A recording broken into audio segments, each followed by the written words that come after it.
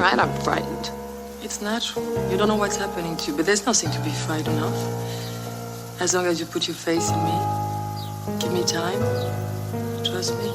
After our 2 previous episodes, which occurred on what you could call bookending the Nosferatu Dracula axis, we are now moving on to explore different types of vampire movies. Our next 2 episodes, The Hunger and The Lost Boys, take place in a decade, the 1980s, where relatively few vampire movies were made. For whatever reason, the 1970s marked a huge increase in vampire movies, including remakes of both the Universal and Christopher Lee Draculas, the Herzog remake of Nosferatu, and Cronenberg's Rabid. However, in the 1980s, it seemed like people had enough of vampires for a little while. Although that would change in the 1990s with Bram Stoker's Dracula. For now, it seems like the excess of vampire films had drained the interest from the public. Tonight, we look at the 1983 British erotic horror film, The Hunger.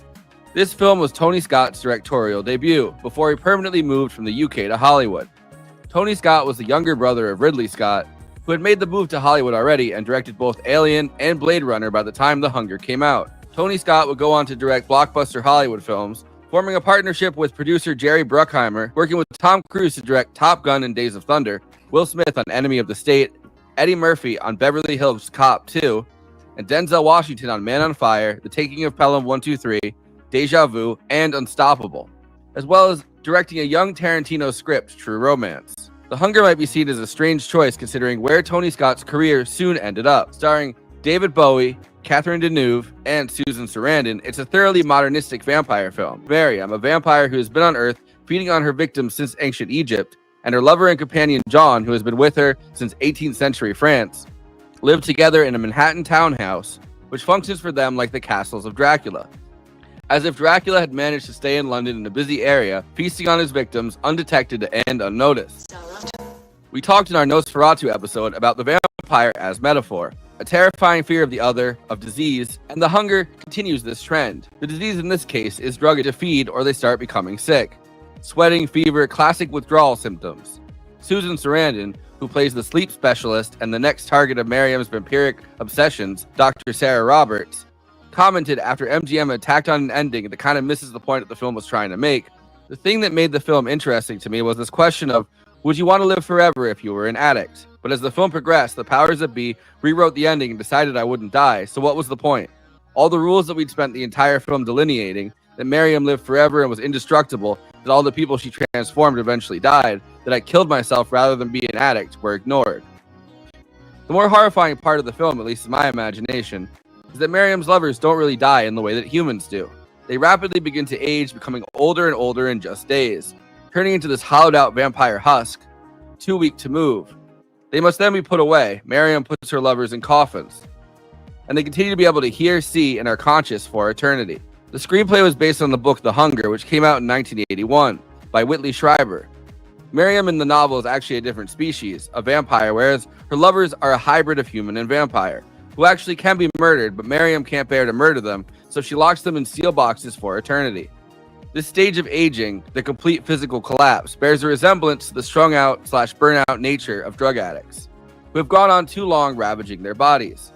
Dr. Sarah Roberts is studying aging and sleep, trying to prolong human life, an age-old obsession in a new scientific cultural form that we continue to see right now as the wealthy are obsessed with biohacking and even young blood transfusions. The Hunger is shot in an extremely creative, artistic, and expressionistic way. Critics at the time saw it as stylish to a fault, a fact that affected Tony Scott deeply, even as he claims he never read the reviews. Anyway, before I introduce the panel, please like this video and subscribe to the Movie Night Extravaganza YouTube channel. Hit that bell to get notified whenever we're streaming. Also, we are now monetized, so if you have any pressing questions during this live stream, send us a super chat, which helps me keep the show running, and which I am obligated by international law, human rights law, to answer. We also have a Patreon, patreon.com/movienightextra. All of our after parties are on there forever. We also have a new Discord and a Letterboxd HQ account, so those are 2 more places to follow along with us. Links are in the description. Okay, let me introduce the panel. Conan Neutron, host of Britannic Reversal, co-host of Movie Night Extravaganza, and frontman for Conan Neutron and the Secret Friends, neutronfriends.bandcamp.com. Kristina Oakes is streaming on Twitch at Cosmopolitics, twitch.tv/Cosmopolitics. Also recently joined YouTube, she's on Twitter, Instagram, and Facebook at Cosmopolitics. send her some subs on Twitch, and send her a coffee. Katie Baldassaro is the co-host of Movie Night Extravaganza, a director, writer, and actress who wrote and co-directed Girl in the Basement, along with appearing in horror movies like The Purge Election Year and The Devil's Nightmare. You can catch her voice acting in the podcast series, The Starwell Foundation, and she is the host of What If I Don't Like It, and on TikTok at Movie Runtime.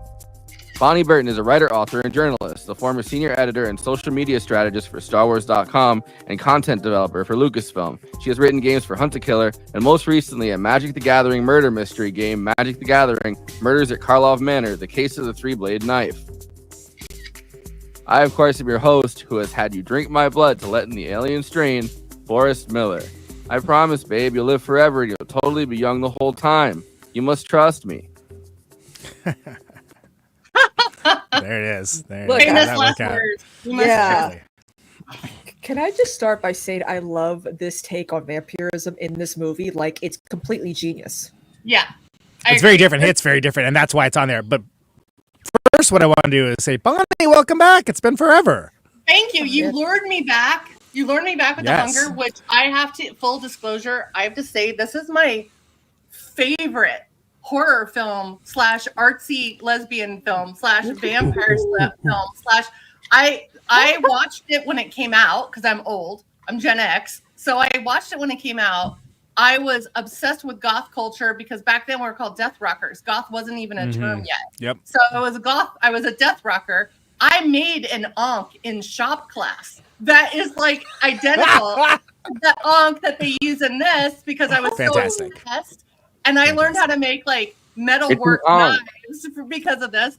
I did my hair like Catherine Deneuve for years because of this, and also Blade Runner hair too, like Rachel, which is by the other Scott brother, right? So originally, and I think was that the last time you were on? Were we on in January? No. I've been on quite a few times, but I just haven't been on a while. I can't remember the last movie I did. I can't remember if that was the last one we did or not, because that was my birthday. But I will say that this movie, it's like a special nostalgic thing for me as a goth, as an elder goth now, with Gen Z discovering the film, because I have to admit there's a horrible TV series that David Bowie is like the rapper around, like he's kind of like the host, and it's like Red Shoe Diaries for bad goths. It's like the worst thing ever. And I don't want that to be the introduction. And there's also a remake to this movie, which is bad. So I was like, I really hope people discover this movie because it's artsy, it's beautifully shot, the cinematography is great, the lore is great. The book it's based on by Whitley Strieber, who also did Communion, and also did another. Yes. He did a authentic scientific book about werewolves called Wolfen, and this was his scientific take on vampirism. And nowhere in that book does it say the word vampire. So it's interesting that it's based on a book that came out in 1981, and this movie came out in 1983. Like, it was so quick after the book.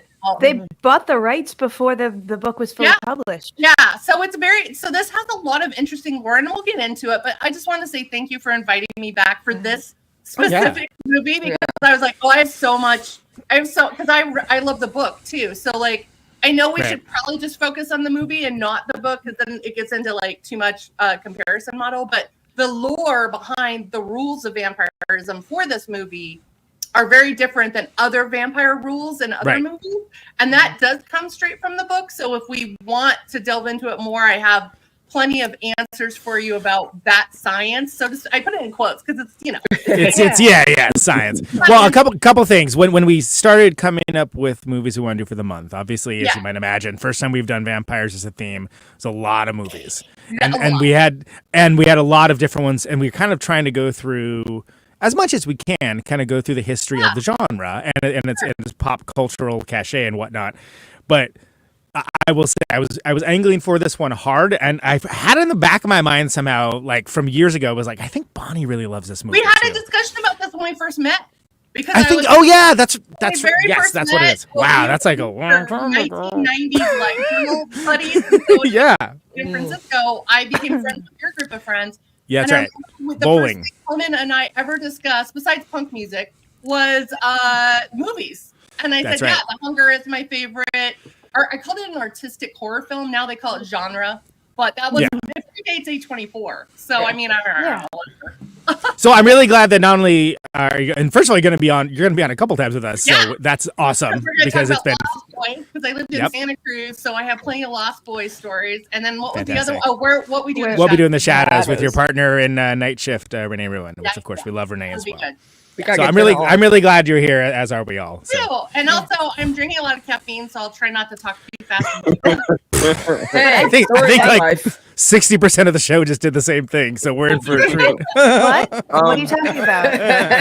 I do think that we should talk about the books a little bit, though, because at least some of the books he published as nonfiction, and then they had to reassign them to fiction. So, like, you can't really dissect Schreiber from this story. He would do that at bookstores. He would take his books and put them in the nonfiction science section. Oh my God! Which I really love, because what I used to do is put the Bible in the sci-fi section. So. that reminds me of American Fiction. American Fiction, yeah. So he takes all his books and puts them in. He takes them out of the Black Studies section. He's like, these are not black books.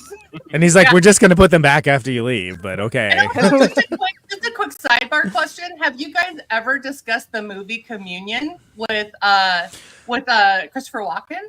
No, we did It's insane. And I would love to go back for that, because I think it's Walken's best film, because it's just psycho.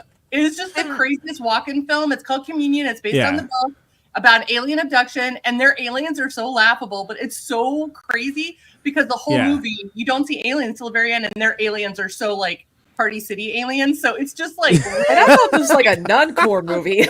And they let Walken make every single insane acting choice a human being could possibly make at 100. It's like him being Nicolas Cage in Moonstruck. Yes, we did a theme month of invasion movies, and it made, I think, the first round draft of that. But again, like sometimes it's like there's great movies, like there's just not enough. We do this show all the damn time. There's not enough time. I know. So, but Communion. It's been years since I saw it. I do not remember the special effects being especially fantastic. It's really bad, and the streaming. It's on streaming right now. I think I watched it on Tubi just a couple weeks ago, and I was like, was I high when I watched it the first time and was really into it, or was it just what culture was at its very start with the X-Files? It became a resurgence time to really like dissect anything alien. And also, I was part of the sci-fi horror book club that had this book, The Hunger, but also had Communion as like the free books you get if you sign up. So I remember that thing. So I was just like, wow, talk about a mind blower. Real quick, Steve Bartek of Oingo Boingo, friend of the show, or friend of my show, I guess. He did some of the music for Communion. Yeah. So wow, that's cool. And also, I mean, just to bring up the very first of this movie with Bauhaus singing Bela Lugosi's Dead, Tony Scott claimed that he just quote unquote discovered Bauhaus in a nightclub. I didn't discover anything, but he put them in the movie, which I think probably brought Bauhaus to a mainstream audience in America who didn't know, because back then we didn't have streaming, we didn't have anything. The only way I got goth music is I befriended punk rockers in the back ads of Maximum Rock and Roll zine, and I would like make pen pals with like death rocker kids in London, and I would send them stuff they wanted from America, and they would send me mixtapes, and the mixtapes had Bauhaus on it. So that's how I discovered Bauhaus. It wasn't like our record stores, and I lived in the Midwest in the 80s, so there was no goth section, there was no alternative section. MTV wasn't around yet. Like, I think it sort of was, but if it was like 4 videos. But they just it wasn't like we didn't have. They're big. And 2 of them were Duran Duran. Their big Ziggy Stardust cover was like the first time people noticed them, right? That was 1982. Same with Susie and the Banshees. People discovered her through the Dear Prudence cover. So it was like a lot of these bands you discovered through their covers of other mainstream bands. So Bauhaus being on this video, that's, I think, one of the reasons they became so famous. Because this is like totally because this is like ground zero for like goth cinema, right? I see them in a goth club, which we didn't have goth clubs anywhere. New York sort of did, but like. I checked the timeline really quickly just to confirm when this was filming versus when the book was written and when Bauhaus founded. And Bauhaus had been about, they formed in 79, so they were playing for like a year. So Tony would have heard them in a bar, but they had already had an album, and Bela Lugosi's Dead had been out for 3 years by the time this movie comes out. So like, I would say he's signal boosted. I wouldn't say he found. Yeah, it's like John Hughes. I would say John Hughes signal boosted psychedelic first. He didn't discover them, but I think Pretty in Pink probably skyrocketed them. I was watching this clip of David Bowie talking about the Ziggy Stardust cover, and they're like, so what did you think of that cover? And he paused for like a good 20 seconds, and he was like, I don't know why they did that. Yeah. Can I say just? It's like Trent Reznor talking about Johnny Cash covering "Hurt." He's like, it's like watching someone make out with your girlfriend. It's like, and it's Johnny Cash, yeah. And it's Johnny Cash, so it's like, how do you feel about that? Yeah, and it's interesting. The soundtrack has no David Bowie on it. But it doesn't, but it does have Iggy Pop. It has a Fun Time off of The Idiot, which he produced, and is one of the more kind of. That most of that record like sounds like being intoxicated to me. Like it's always like everything kind of sounds like her warbly and weird. The Hunger or the no, the record that Fun Time is on. Is the one that they produced. And but I think it's elegantly deployed in here. Real quick, I also want to mention Bela Lugosi's Dead. They recorded that like 6 weeks into being a band. That was like one of their first songs, which that's the rare echelon of like a band writing not only their biggest hit, but their most well-known song, like early on, but like having like one of their first releases. Can I tell you a funny little snippet? Yes. Because of mixtapes being handwritten and not typed or anything, when I first got a mixtape from my UK friend, her signature, her handwriting was horrible. For the longest time, because I'd never seen the music video. I didn't know it was Bela Lugosi's Dead. I thought it was Bill the Goose's Dead. And so I would so when I would go to like alternative night at the club, I would go up to the DJ and think I was super cool. And I'd go up to the DJ and I'd be like, hey, can you play that? Can you play that Bill the Goose is Dead by Bauhaus? And the DJ would me. And then he would go on the microphone and go, this song was requested by the cute goth girl in the middle of the dance floor who wanted to hear Bill the Goose is Dead. And anyone that knew the real song in high school would like make goose noises at me when I would walk. Oh my god! Maybe you just really hated it was such an embarrassing moment, but also I was like, you know what? I'm okay with it. But now that I'm like a goose. It's Bill the Goose. It's not Bill Lugosi. It's Bill the Goose. Yeah, Bill the Goose. Now he was a beloved fowl. Since this is Bonnie's favorite like horror movie, when did we all see it? Because that's a great question. Yeah. I saw it a few years ago because I love horror. I love lesbians. I'm into the Agatha show. Anything involving supernatural lesbians, I'm a watch. Okay, I live for that shit. So I saw it probably like 20. No, it was during the pandemic. It was during the pandemic. I remember that because I was looking for more stuff to watch. I just finished watching all of It's Always Sunny in 2 weeks at that point. So I was like, let me find other stuff. KT, how about you? I am going to have a really nerdy answer for you guys. I'm so sorry. You know the show. I wish I could say like lesbians. I was studying. I went to Smith, so you would expect it to be the answer. But no, I was studying Irvin Penn, the photographer, and he influenced the way that this film was shot. And I just wanted to see what it would be like to take these actors who are also models, which makes sense to me, and put them in these kind of cornered, stark situations where their real characters would be revealed through the way the lens was holding them, and to have a photographer who was so obsessed with using daylight and a single form daylight for a vampire movie. I was like, oh, that's the kind of erudite joke I'm into. Nice. So I saw it in high school in the 90s, and all I knew it was a movie that had David Bowie in it, and I was like, oh, it's a movie that has David Bowie in it, cool. And then my friend, one of my closest friends who was a lesbian, was like, oh yeah, you're gonna like that. I'm like, oh yeah. And I did. In the book, there's a lot more lesbian sex in the book. I'm sure there is. But I will say that so at that point I had seen, which is funny because I think this might be like the third vampire movie I saw, and the first one would have been Nosferatu, and the second one Bram Stoker's Dracula, which is literally the order that we were doing them in, which is funny, and I wasn't even thinking about that.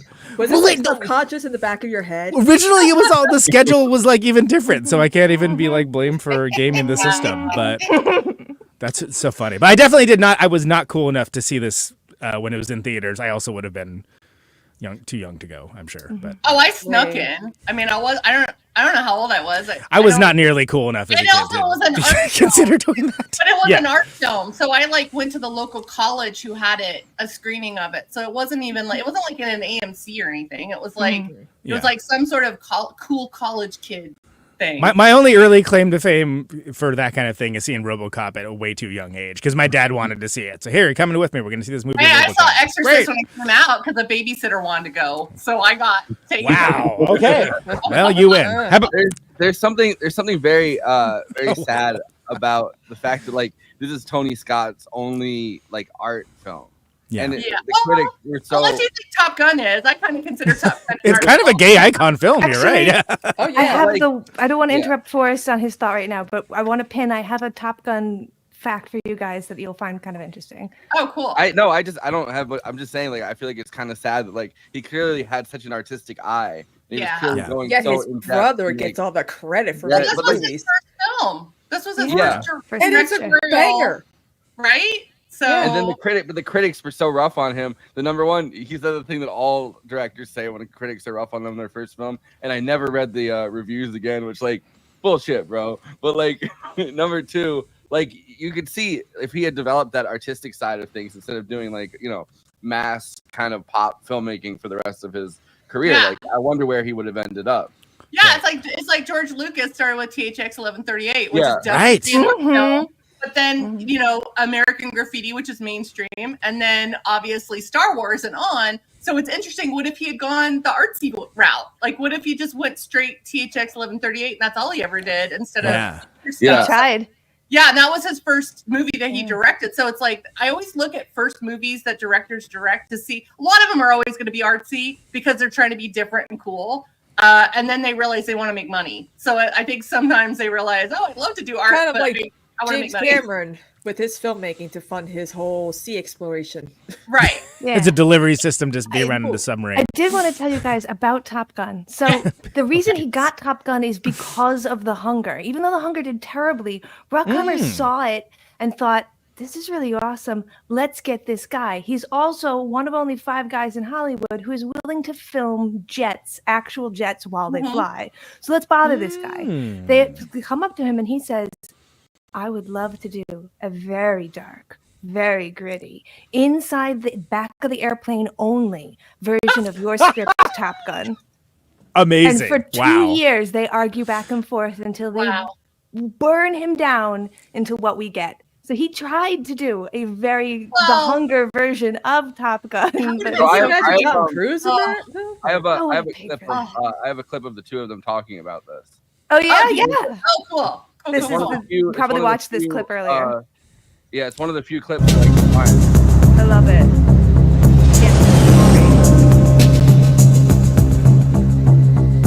Nobody really quite understood what I was trying to do.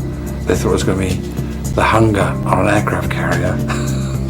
So there's a lot of trepidation about whether I would love that, by the way. Work or not. Why aren't we in that?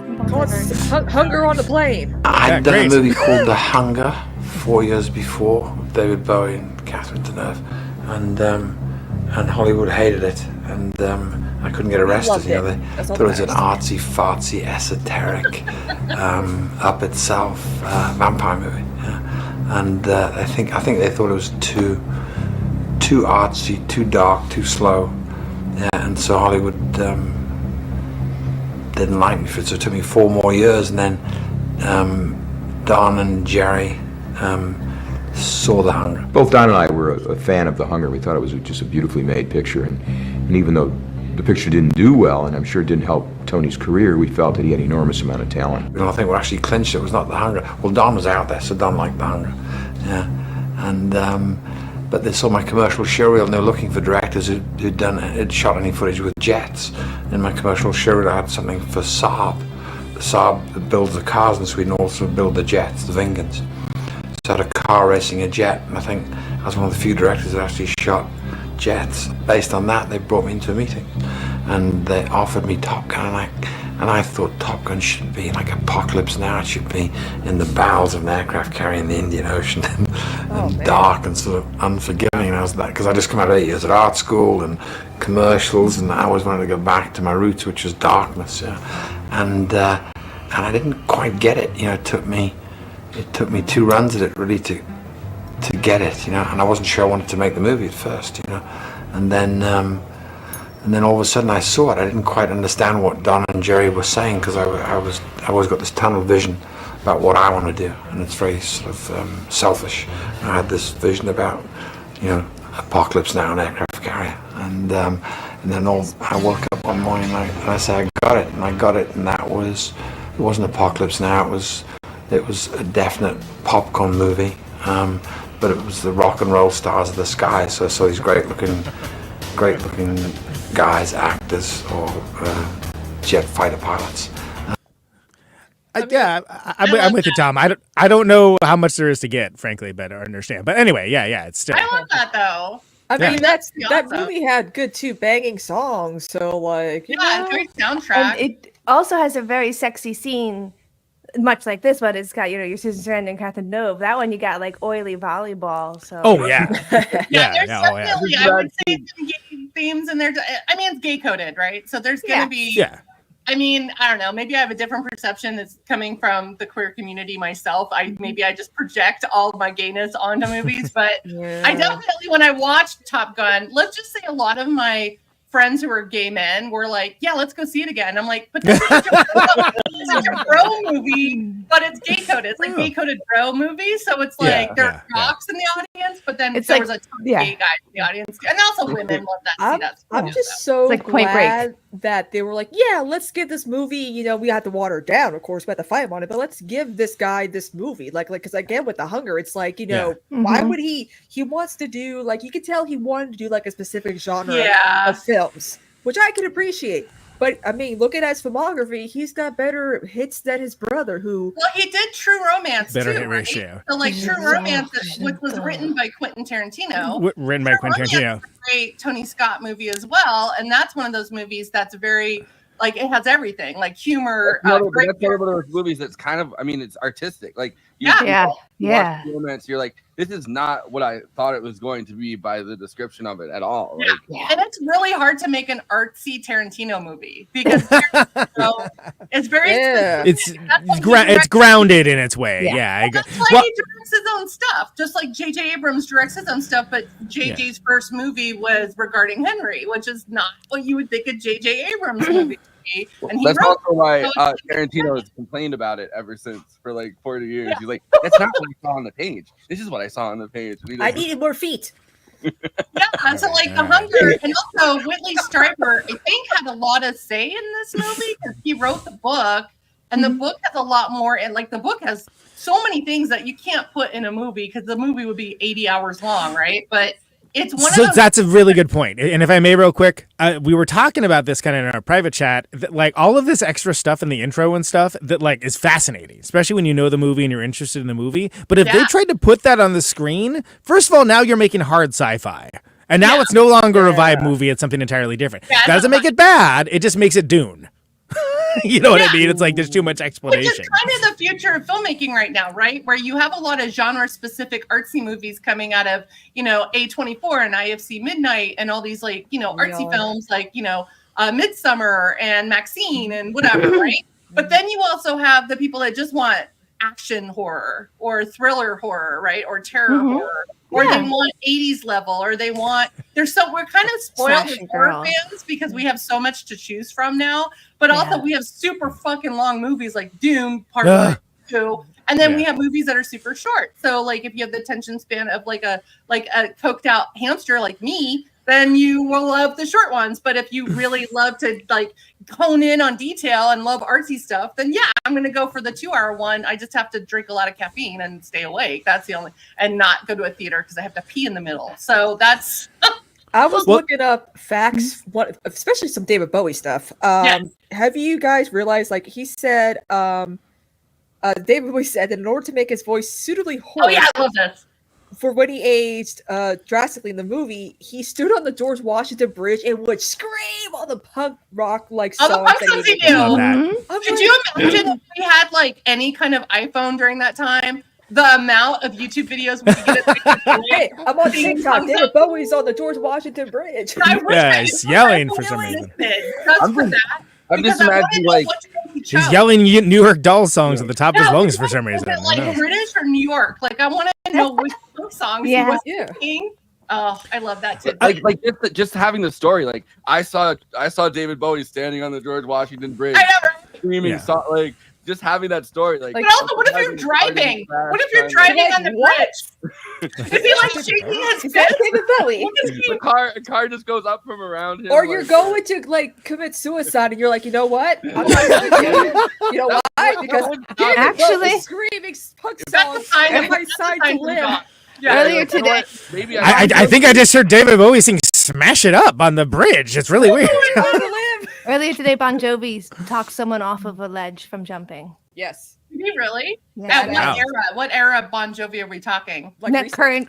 Just the guy did, right? The human did. Oh shit! Okay. David Bowie, you try that. Oh wait. Yeah. Well, you can't. I mean, I personally am a firm believer that Bowie was never human, and that he is just taken off in a spaceship somewhere else. So, like the man who fell to Earth for me is a documentary. It's a documentary. So I just like to pretend he's not dead. He's just on another planet. Section?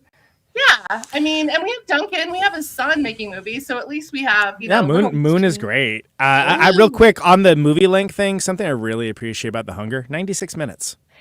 Yeah. That's perfect for this. It splits the story right in half. Like literally, when you switch from David to from John to Sarah, it's right in the middle of the movie. Yeah. Mm-hmm. And really decent flashbacks, because you need those flashbacks to understand that Miriam is an ancient Egyptian, right? And that she got with David Bowie's character, John, in 18th century France. So it doesn't really explain why he doesn't have a French accent, but that's okay. But I was like, over 300 years, you lose it. Yeah, but you start to really understand she's the one that's been outliving everyone, and that her companions, because her companions are like up in the attic and coffins. Yeah, and then still her true nature because of the reveal of who she actually is. Where like she doesn't give a fuck though. She's just putting them in there, and like it's convenient. Yeah. Sorry. Yeah, she's just collecting, like a hoarder, like a cat hoarder. She's like talking to them and stuff, and the fact that they're conscious it's in there. That is, I agree with you said in the intro for us. That is also in fucking pain. They're like hungry. They're not being fed. They can't die. That's the other thing. It's like if you were a vampire came up to you and said, "Hey, be a vampire with me. You'll live forever." You really need to read the fine print, and it's like, but will I live forever and be hot and young and strong, or will I live forever and be old and crippled in your house? So that's my exact point with this is that like there's a serious difference between living forever and being young forever. Yeah. Right. I wanted to ask exactly to the Rod Stewart. The first time you saw this movie. The scene where you realize that is what's going to happen to John. He doesn't actually die. How did that hit for you guys? Because I distinctly remember being like, oh no, oh fucking. And like, it's just. I was like, oh. But also, I was like, but didn't he know? Because when they moved, they probably had a U-Haul full of. Oh yeah. What's in these boxes? Don't worry about it. So, like, books. Lots of books.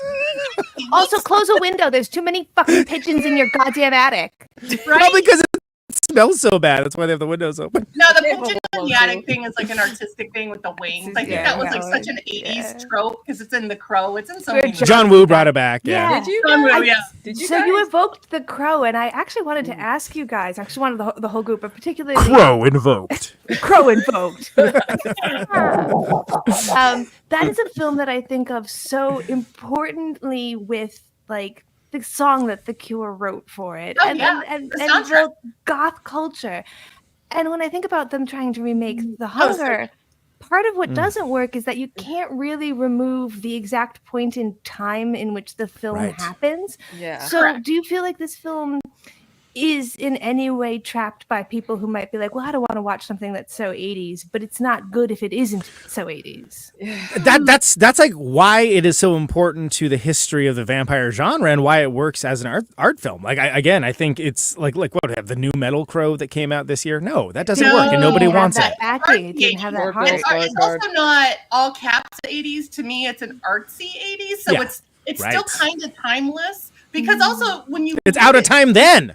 Well, Catherine, it's kind of like Blade Runner, right? Blade Runner is very much like 1940s kind of style because it's noir sci-fi, so it's timeless in that. But it's definitely a very dated soundtrack, but it's still like a great movie because it's timeless. It's out of time. Same with The Hunger. Catherine Deneuve is, when you look at her dress, it's 40s. She almost looks like Rachel from Blade Runner because she does similar hair. Yeah. And same with they're not.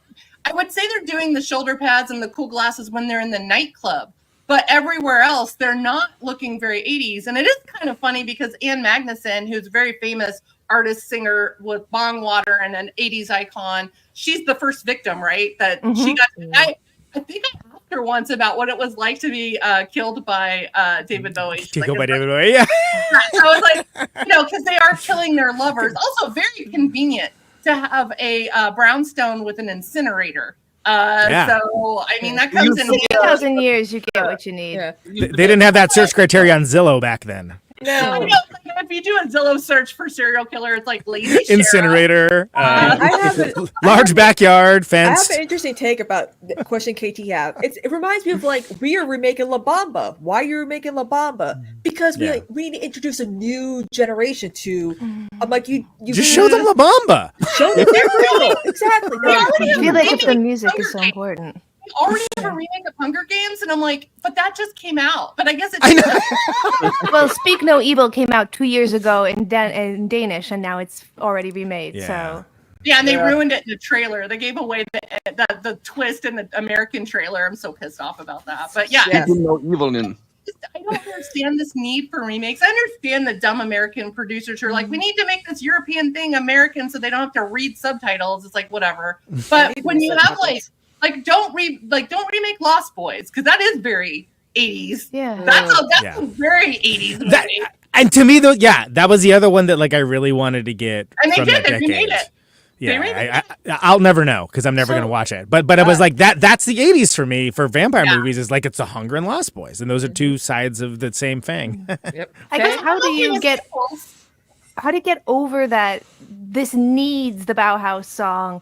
Do you have a band now redo the Bauhaus song that is more popular? Like, I just feel like it's such terrible. a pain in the ass when they want to do this remake. They would probably still. It'd be terrible unless it was me, in which case I'm ready. Let's go. There's so like many a very, good very slow aspects. pace cover like they do with all the other movies. It would be what's that band that's like on all the goth TikToks? It's like Malta, not Malta, but it's Russian. Do you know what I'm talking about? The Russian. They were part of the goth tour thing that they did in Pasadena last year, where all the goth bands came out and they were part of it. By the way, remember the goth festival at like the height of summer in LA? Please don't. I don't know who, but there were like 3 vendors that were selling black parasols. They must have made their retirement. They're all like, I can't respect. We're all like waiting to just combust because it's like, don't make goth kids go outside in broad daylight to watch Susie and the Banshees come back together. Like, don't do that. But yeah, it would be some sort of like, it probably, to answer your question, it would probably be some band that's like a dark wave hit band with Gen Z. They would Ceremony or something, They would probably do a cover of Bela Lugosi, but it would be a dark wave popular band. Right? And probably be terrible, frankly. But the example of it done well was like 9 Inch Nails doing Dead Souls, which was my introduction to Joy Division on the Crow soundtrack. That's exactly what I was leading into. Thank you, Conan. But also Trent was in charge of that soundtrack.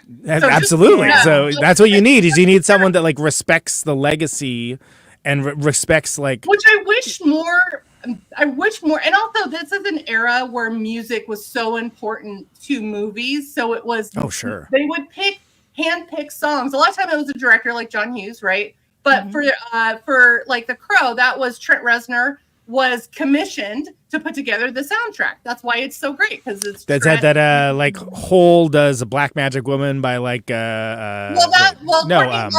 Courtney Love. Courtney Love was commissioned to do the Tank Girl soundtrack, so that's why that has the songs it has on it. There's Riot Girl bands that would have never been on there if some producer was in charge of it. So I wish they would bring that back. Like this is an era when horror films had really good punk and alt music in it. Yeah. And I was like, I miss that.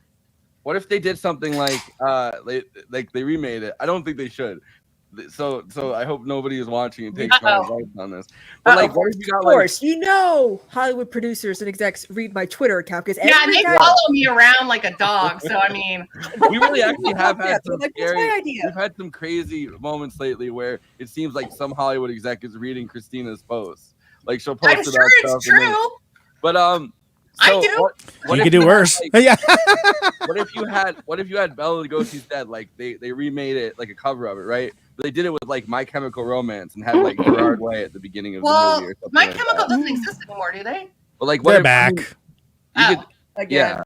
Everything comes back. Everything comes back. Chester was alive. I still couldn't pick a song out of a lineup, but whatever. They're one degree away from me. So. But I mean, like, I don't know. I'm just spitballing like what they could do if they remade it. As long as it's a band that makes sense. Like, I wouldn't want Taylor Swift to do a cover of it because I feel like that would be. Imagine Lana Del Rey doing a slow down version.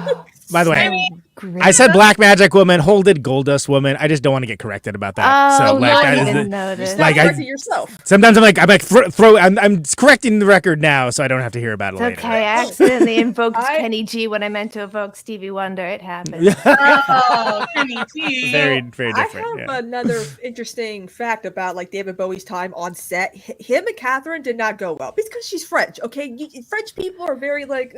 She's whatever. also close to actually being an immortal vampire. Yeah. She's also that. Yeah. But he went. This was like I think her 59th movie. Her feature, not even counting shorts. Yeah. I know what she was getting at here, though. But her and David Bowie got along so well that they had an affair. Oh, I thought that was Susan Sarandon. Yeah. That's why they got along so well. Kind of known. I'm not going to slut shame because I've slut fried all the way. But Susan Sarandon kind of sleeps with a lot of people on set, so it's kind of like badass. That's just her thing. I don't think you're in. I would sleep with Susan Sarandon. I love what she. Yeah, let the record show. Does she follow you on Twitter? Maybe you can work it out. I mean, I have a crush on her since Rocky Horror, so let's not. I mean, sure. I mean, like, is anybody like? I mean, come on. Is somebody gonna like be like, oh no, she's not hot. Get out of her. Get off this show. You know. But I think Catherine Deneuve. Susan Sarandon is now together with I could be wrong. I'm not up to date on my Susan Sarandon dating log, but I know that she started. You haven't updated the blog? Before COVID, she opened up a bunch of like ping pong bars with her boy toy, who was like in his 20s and into ping pong and drinking. So that was like that rocks. You do you. Ping pong. But when you're in a movie set, it's like a family. So a lot of affairs happen because you're around the same people in a very close community for like months at a time. So it's kind of inevitable. I'm just surprised more people didn't try to sleep with Bowie. That should be the goal. Especially after Labyrinth. Labyrinth came after Hunker, but I wonder how many people tried to sleep with Bowie on the set of Labyrinth because that's a kids movie and there's Muppets. Talk about Dance Magic Dance, am I right? All the Muppets were real down with it. They were all trying to sleep. Right? So there's Bowie went on the first tour. He went on for like 5 years after this, and there's a like. Susan Sarandon is really clearly fucking into him, but like there's a video where she's interviewing Bowie for his tour, and she's like, "Yeah, so why'd you decide to go on tour now?" And it's like, she has like her feet up on the couch, and she's like, "Yeah." Is that the Club Spider tour? I don't know what I can't remember. That was the first concert I went without parents, and it was also I had to wait outside in the snow and because we didn't have online ticketing, so you had to stand outside a sporting store. It's the Serious Moonlight tour. Oh yeah, that was before Glass Spider. Yeah, okay.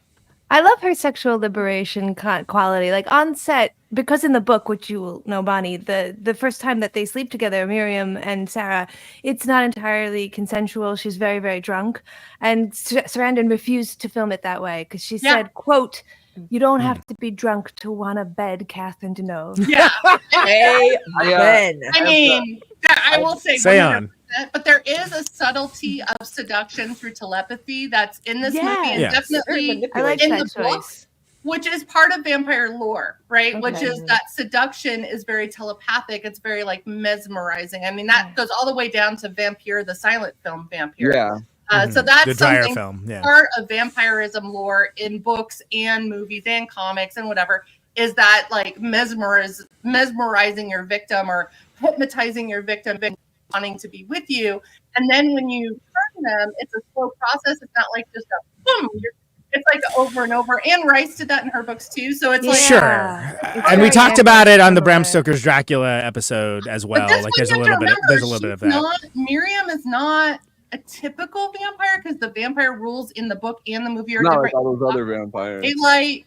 There's no garlic. There's no Christianity. Yeah, there's no fangs. They don't even say the word vampire.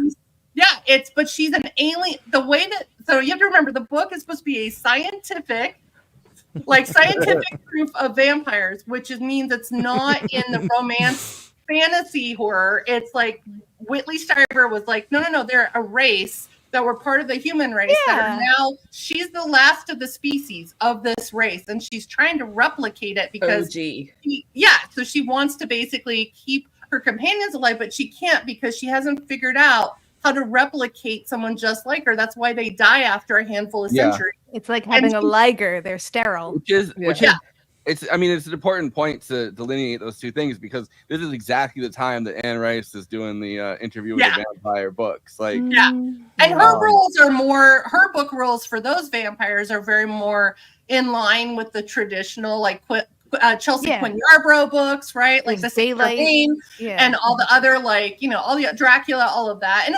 by the way, when I say rules, it's so silly because this is fiction. There's no well, like unless you ask rules. William. Well, think of zombie lore. I mean, rules. I know. They keep adding, like 28 days later, made the concept that zombies can run. Like they. Well, and zombies is a little weirder too because that is zombies can't jump. But in zombie movies, you don't say zombie, which is what they've done here. Are real on some level, right? Because of voodoo/hoodoo religion, we co-opted it. Like it's a little more complex. Like witchcraft is real, right? Like it's not fiction. But with vampires and werewolves, that's interesting because werewolves, there is science stuff about people that grow hair and that have sensitivity to light. And same with vampires, there are people that have, I guess you would call reverse. I guess it's reverse progeria because progeria is that thing where little kids look super old, right? That's that. Yeah, and they reference it in this movie as like they reference it in like the first 3 minutes or something. Yeah, that's what Susan Sarandon's clinic is studying. Are these kids that look super old because they're aging fast? That's why John goes there. Also in the book, Miriam goes there instead of John, and Miriam volunteers to be a subject in the study, and scientists are looking at Miriam, which is really dangerous. If you're a different creature. Why would she choose to do that? I know. It's really interesting that there's so much lore inside the book that is kind of tangential to the movie and kind of still very interesting. Even just the whole aspect of putting your lovers in the attic. If there was a remake for me, my answer would be like the Total Recall remake. Don't call it Total Recall. Don't call this The Hunger. Take the core bits and go somewhere with it, because there could be a world or a universe that you flesh out with this. Not like the Red Shoe Diaries thing that they did. There's no shortage of story to actually pull from, right? And real quick, this isn't called Werewolf Night Extravaganza month. This isn't called Zombie Night Extravaganza. We've actually done that before. It's called Vampire Night Extravaganza, and the lack of quote unquote like rules for the vampires being in this movie is intentional for its inclusion, because again, that comes down to, if you're going to innovate in a genre, you need to be able to ignore what came before. And vampires not mentioned at all in the movie. So and it's not mentioned and they're not mentioned in the book either. And that's they go out during daylight. Yeah, clearly, And no religion. I will say, like Buffy the Vampire Slayer, which I like, about like making fun of religion. And I think that's something that it was such at the core of vampires would do the cross, which is funny because the Ankh is a cross. So the Ankh. And then there's the whole thing, well, it's the belief behind the religious artifact and all that. Okay. But then still, like, even, I love it, but the Coppola's Bram Stoker's Dracula, that's a weird sentence. It's still there. And that's one of the things that's not explained. And it's like, okay, well, I get it. And like, there's the whole like really awesome scene where he stabs the cross and it bleeds out. So clearly it's very tied into Christianity, but I just get sick of Christian myths, frankly. So, and that's one of the things I find most tiresome. Christianity is stolen from, basically they stole from paganism and Egyptian and everything. So Christianity didn't just become a thing. It was like stolen from other things. I did not say it did. And it's got vampirism in it. Yeah. Exactly. This is a fucking vampire. I'm sorry, but drink my blood. Blood represents eternal life. Yeah. Sorry, but Jesus, everyone thinks he's a zombie. I think he's a vampire because like, communion. I think he's a lich. Did you ever see him in daylight? Are you sure? Yeah. So you know how many times I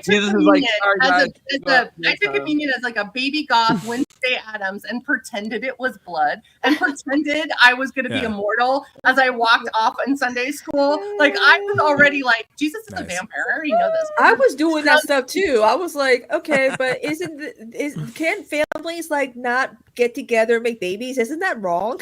like stuff like that. And they were like, oh, not one of you again. So going back like a vampire, he's cooler somehow. That he's not. Anyway, that I'm sure I'm gonna get. Wait, so I wanted to. Not on this show. Before we lose this completely, I wanted to go back a little bit to what KT was saying about Susan Sarandon's quote about Catherine Deneuve. So I could only find like a couple clips on YouTube about this movie, but one of them is commentary from, because there's an entire commentary from the DVD that I don't know, I know it's great. But no one's ever bothered to upload all of it. But this I was listening to it before the show, but I only got about 15 minutes in. I learned nothing new because I got interrupted while I was watching it. I was like, God damn it! I bet this would have been great if I had another hour to devote to this. People keep uploading it to YouTube, but it gets a copyright. Yeah.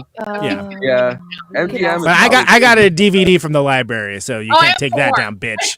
You can't take that away from me. Exactly, physical media. It's hard when you have a library card. Let me tell you. So this is about the kids. Lingerie and posing, and there was no real scene. And so I said, that I really thought that what was sex experimental or some kind of phase, and if the right guy came along, that would all change. And so it's actually something that straight men can watch and not be threatened by, and straight men are the ones that are propelling the industry forward. So I don't think it's taken that seriously. I actually think it's the reverse. So I think everyone that's straight watches this could turn bi pretty quick. So that's why what are you saying though? I mean, so it's like, I didn't know I was bisexual until I saw this movie. Like that there's so much in that love scene too that's not tacky, that's consensual, that's very romantic. Yeah, it has the blowing curtains and it has the close-up of the nipple, blah, blah, blah. But, we're used to, like, the lesbian stuff in Hammer films, which is very different because that's the 70s, so that's a different kind of sexual freedom than this kind of. And also, you have to remember, this is at the height of AIDS. So, like, AIDS and blood, right? It's very risky that they did a sex scene that had blood involved when you're getting kind of into the beginning of the gay community having to deal with AIDS. And I thought that was interesting that, maybe they didn't think of it back then about it that, hardcore as you would later in the 80s, like later 80s, where it was much more prevalent in the mainstream news. But it was starting to hit the gay community in New York.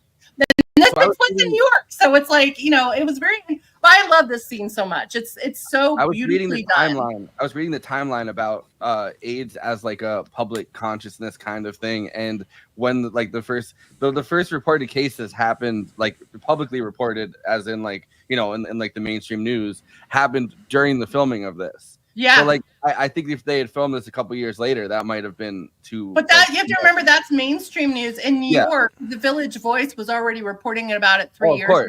Mainstream. So, and this is people that were obviously knew New York culture, New York art culture. Bowie's bisexual, like he would have known all this stuff. Susan was also bi. Like I don't know if she ever came out until later, but she's bi. And all French people, I just assume are bi. So Catherine Deneuve was like. Funny you mentioned that because do you know that the lesbian magazine Curve, was originally called Deneuve? Yes, and I had a subscription. And my friend Patty Schemmel posted a flashback of when she was on the cover of it. Patty Schemmel, who's the drummer of Hole. I had a subscription to it. It was funny because like there weren't a lot of magazines back then, unless you were a club kid. Because I was a reporter for Skin 2 magazine, which was like a latex fashion like club kid thing. And also Details magazine in New York was a club kid magazine before it became like artsy GQ. Details was a club kid magazine, and Ann Magnuson was in there all the time too. So, and Village Voice was also very much like that. So I don't know. I love the movie because the soundtrack is also timeless because they use classical music, and we didn't show it, but Fun Time by Iggy Pop. Well, the way she seduces Susan Sarandon's character is talking about the story behind the music that she's playing on the piano. It's about two lesbian lovers, and that's a great way to seduce someone, is like play a beautiful song on the piano, and they ask about it, go, oh, it's about two women that fell in love, hint hint hint, and it's like so she's not like coerced, but she's kind of like, it's like putting it out there to see what you think about bisexuality. Like it's a really it's coercion versus seduction, right? Like coercion is a far more like pressured process, whereas seduction that's an abusive process, and seduction is not. Like seduction is way more free flowing, and I think this movie does a great job doing the free flowing kind of, I mean, like the curtains, I guess, like the free flowing nature of it, where it's like even though she knows exactly what she wants to do, she's still like, please call me Miriam. She's like, by the way, we don't really see Susan Sarandon's boyfriend much until after that, and the stark difference between how gross her boyfriend is compared to Catherine Deneuve. It's a trade up. Yeah, that's my boyfriend. Fuck you, buddy, because he's also really controlling and judgy. Want me to take him out for you? Yeah. As a huge fucking Rocky Horror nerd, he was Brad in Shock Treatment, the boyfriend in okay. Everybody made the same noise. Nice job, guys. Oh, okay. The bag, everyone going, oh, nice. We're all synced up. This is before we leave that scene, I did want to just comment on the song, the music choice that Bonnie was calling out. I think that we've got Bauhaus, but we also have a lot of really interesting classical music to put into here. And I was postulating that this might simply be because music has a meter to it. It has a definite time to it that paces forward regardless of how you manipulate it. And I was wondering if that was something to say, a commentary on how the vampires live versus the humanoids. And it was just this like little nice thing to throw in there. And it's a song that's a timeless love story. So it's a love story that takes place many, many, many, many, eons ago. And the way that she's presenting it is like, I am this, and she is also, her character is older than Susan Sarandon. So I think it's interesting how they're talking up a smidgen. It's like 6,000. Not the actors, the characters. She's thousands of years older than Susan Sarandon, human character, right? So that's what I mean about age difference and bringing up classical music, but also talk about age gap discourse. Am I right?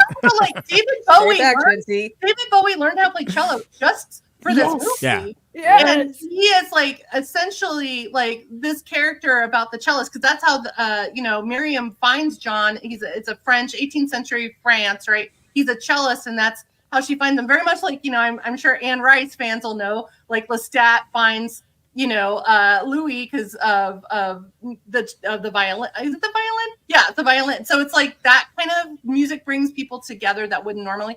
But anyway, I love the soundtrack is one of my favorite soundtracks. I cannot tell you how many times I've had sex to this soundtrack, but it's like the best make out soundtrack, because you have classical music, you have Bauhaus, you have Bach. Like the Bach song that they play on the cello is one of the most beautiful songs. And even the song where they're killing Alice, who is the student, right? Because Alice is the young student that because their cover as vampires or whatever you want to call them are music teachers. And it's a girl that lives across the street that's learning how to play classical music with them. And I don't know, she's like 12 or 13 in this. I don't know. But she's ingenue age, whatever. They're supposed to be, I don't want to say grooming because that has a Weinstein connotation to it, but they're trying to like make her future. She is going to be Miriam's companion after John. He even says that, right? He's like, oh, he's going to be my replacement. Yeah. And I think John kills her. I think John kills her out of jealousy and also just anger. Yeah. John's going insane because he can't sleep. And he's that. So, and also, like, the meter of the song speeds up as we kill her. So as we run out of time, our music says to us again, like, here's a feeling of us losing time. Some people say this is not very it makes this artsy. Well, like the cinematography, and then also our inclusion of our soundtrack to tell a broader story. Yeah.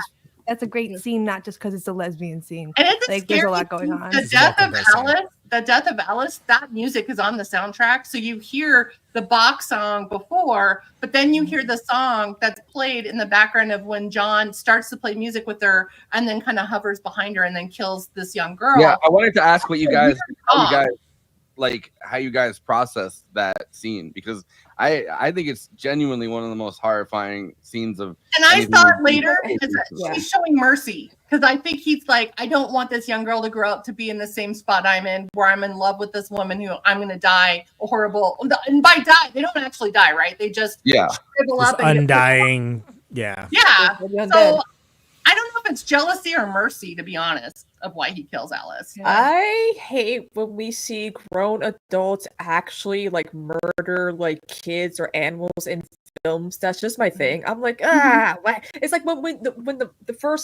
the newest Halloween movie came out.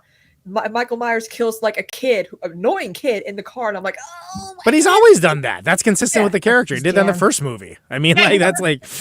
No, he starts off as a kid killer.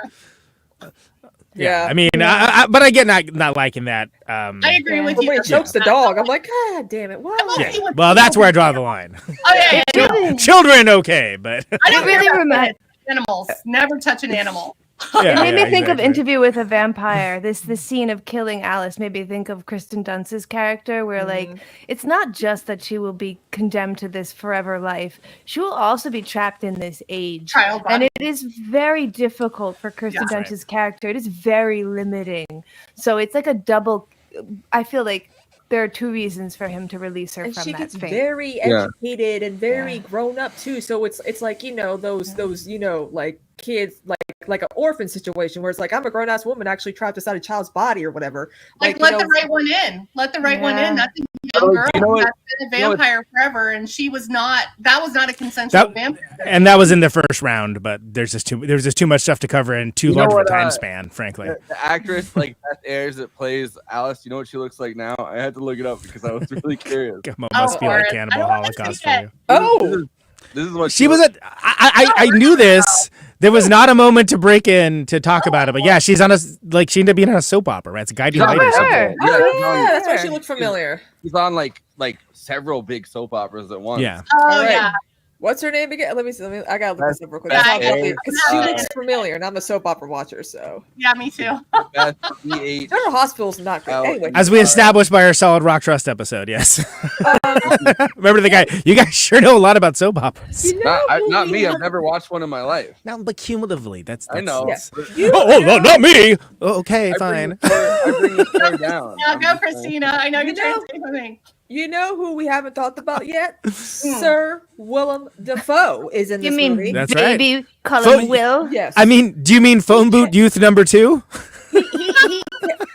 He campaigned for Willem to be in this movie way hard. Yeah. Like he's like he got because this is one of his earlier film roles. He has no lines. Why did you have to campaign that hard? He's a cute little guy. Put him in the damn movie. Yeah, this is before Crybaby. And if I may, Bonnie, what I find interesting for me is that I saw this, and the same week I saw Meantime by Michael Lee, which is Gary Oldman's second movie, as well as Tim Roth's second movie, and Albert Molina's like fourth movie. So I got to see all of these like just renowned character actors, right? That all were like, they're like barely in their 20s at this point, all in like a space of 2 days, which is pretty cool. Oh, yeah. Although I do love Baby Dan Hedaya. I mean, he's 43, but it still feels like Baby Dan Hedaya. Compared to now, it's a baby. He's a child. Baby. Real quick, first Catherine Deneuve movie for me that I saw. Yeah.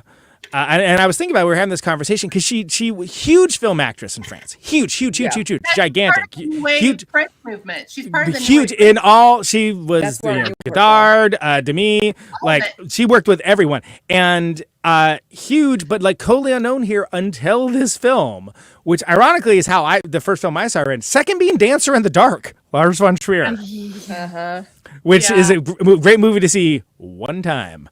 Yeah. And I saw Repulsion like much later, directed by nobody. You know, it's also interesting too. Like, I'm so excited for the next generation to discover this film because I sound like Grandma. I sound like Grandpa Simpson when I talk like this, but woman shouts at cloud. You know, back 86. Streaming has made it possible for you to not. It's made it possible for you to see every type of movie and every type of genre and every type of era at your fingertips. Whereas when we were at this age when this came out, we were at the mercy of like friends, because I worked at like a Blockbuster, but it was like an alternative Blockbuster. So I had the films like Faces of Death, like the stuff you're not really allowed to like, show. So I had like all the weird like lesbian goth stuff off to the side, and you had to ask permission because it was like, it was a red state, so you can't just have it up on the shelves or Christians will start freaking out. But I just remember like you had to have like almost like a secret club of people that understood, oh, I have this on VHS, I'll loan it to you. Or you had to know someone in college that like was taking a film class that was very esoteric.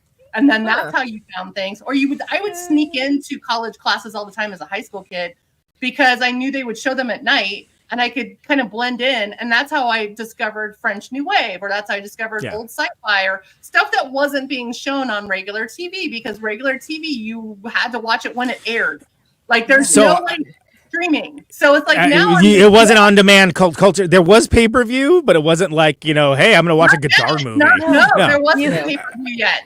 There was for sporting events, Bonnie. You're incorrect about that. That's what I was saying. It wasn't the movies and porn. Yes, of course. Catherine Deneuve of this group, I am older than all of you. So like we didn't have HBO yet. Like we didn't. But I saw a lot of awesome movies back in the day because my dad slipped a $50 to the cable guy, so we got HBO for free. I think statute of limitations is over. No, when HBO started, they only had 3 movies, so it wasn't like I know, but it was always like Beastmaster. I've seen Beastmaster so many times. You gotta let Forrest tell you his story about his dad and what he did to the cable guy. What did you do? What did your dad do? So we accidentally. My dad's very anti-cable. Like he does not. He has no. he thinks that like cable eats children's brains or whatever. So growing up, one day we accidentally got cable. And it was like a winter's day, and my brother and I stayed in for an entire week watching cable. We never had it before. And my dad called up the cable company and said, I think we got cable for free by accident, and I'd like you to take it away now. No! Because we didn't want us to watch it anymore. He snitched on himself. Yeah. Well, I got all porn for free today, so... It's almost the same thing. Here's a fun story. I'm going to call up she got it for free. You got to take it back. Yeah, go charge her. When cable was like still starting, if you had a TV that was like a regular, I'm talking about old school box TV. That's how we discovered porn was squiggly porn. Oh yeah, you're like trying to I think I see a tit. Or so I hear. Did a segment on that, and I was like, "What?" But also, I think that's how Poltergeist came about, because we called it snow porn, because you could hear it. You could hear it. You could hear it. But you couldn't see it. So we would be staring. We would be staring at the TV, and it would be like snow, right? Like I think I see something. Trying to find a leg, a boob, a penis, something, because you could hear it, but you couldn't see it. And squiggly porn was like that. Just like the beginning of porn on the internet, where you had to wait 5 hours for one JPEG. 20 minutes for it to download. And I think you'd said this earlier. You would even find somebody in another country and in like the back of magazines that you both liked because you were in the Radiohead fan club, and be like, "I'll give you $20 if you'll make a bootleg copy and send it to me, so that I can be the god of my friends because I have the bootleg copy now." Yeah. So this is with Maximum Rock and Roll. There was a section. There was a section in Film Threat. Remember, Film Threat magazine had like personals in the back, so you could like team up with other people. Also, I was part of 3 different clubs that did VHS collecting public access shows, and we would send it to each other. That's how I discovered Mystery Science Theater before it even came out. I saw the TV glow now. Yeah.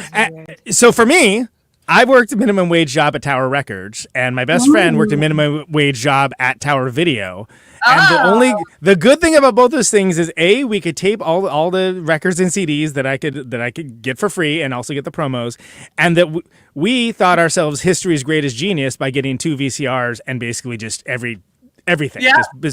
You would not believe the amount of bootlegging, but we were idiots because it was like, remember SLP mode, and where it's like, wow, if you put it on this mode, you can fit 3 movies on, and they look terrible.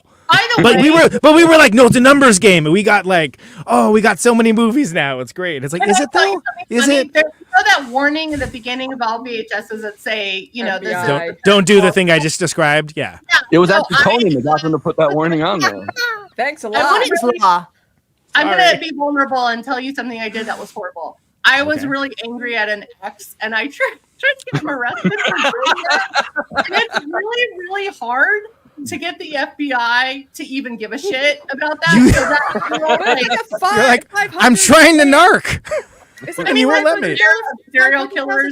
Fee, though. Like, well, this is also like an era of serial killers running wild. The FBI don't care if you record and tape and then do a movie part. Yeah, we don't care that you bootlegged a Cronenberg movie. It doesn't really matter to us. If you Napstered it, though, we're gonna take you down. But how do you think I got every single copy of the Star Wars Holiday Special on DVD by region and by state? I only have the one, but I definitely wouldn't have it if not for the 2 VCRs.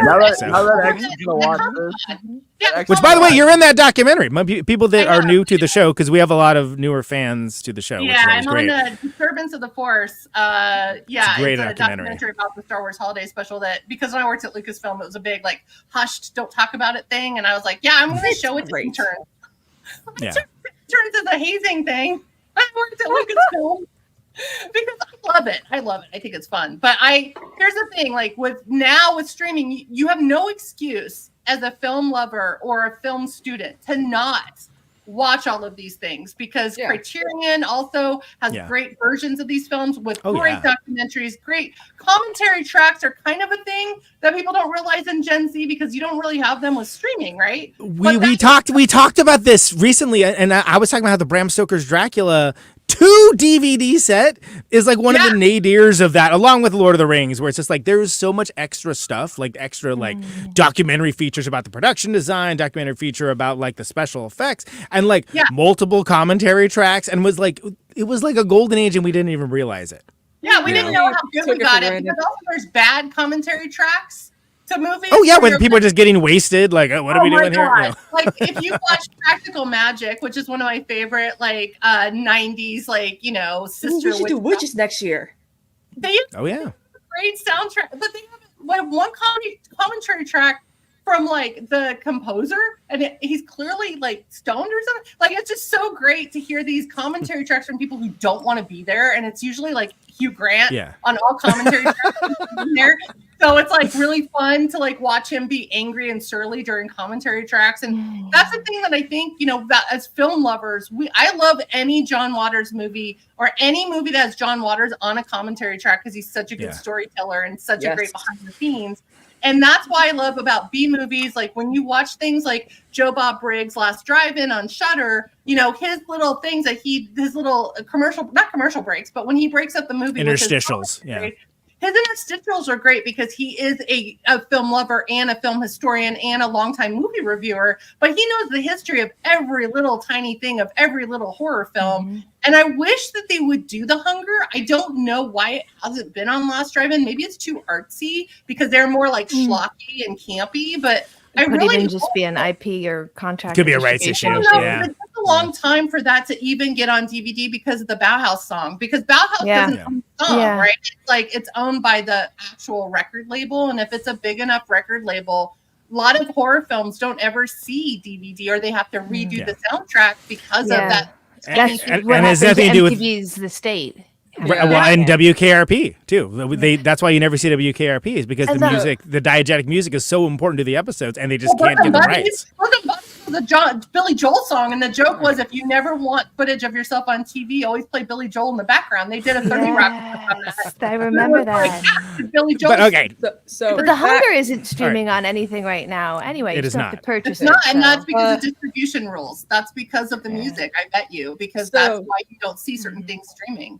So when I was doing research on this movie, I was like, I know Susan Sarandon's politics. What are Catherine's politics? Oh boy! Oh no! Yeah, you don't need those. You are French politics. I've been trying to jam in a few fun facts the entire episode, and I failed. I don't want that to be the one. Let's not talk about that. By the way, Spinal Tap, one of the best commentaries of all time, because you basically get like an entire movie of them in character talking about the movie, which is amazing. It's like a new movie. I got to record one of those ones for one of the Bihar films that I was in, and it really is very, very fun to get to sit there with everybody again and be like, what the fuck were we thinking?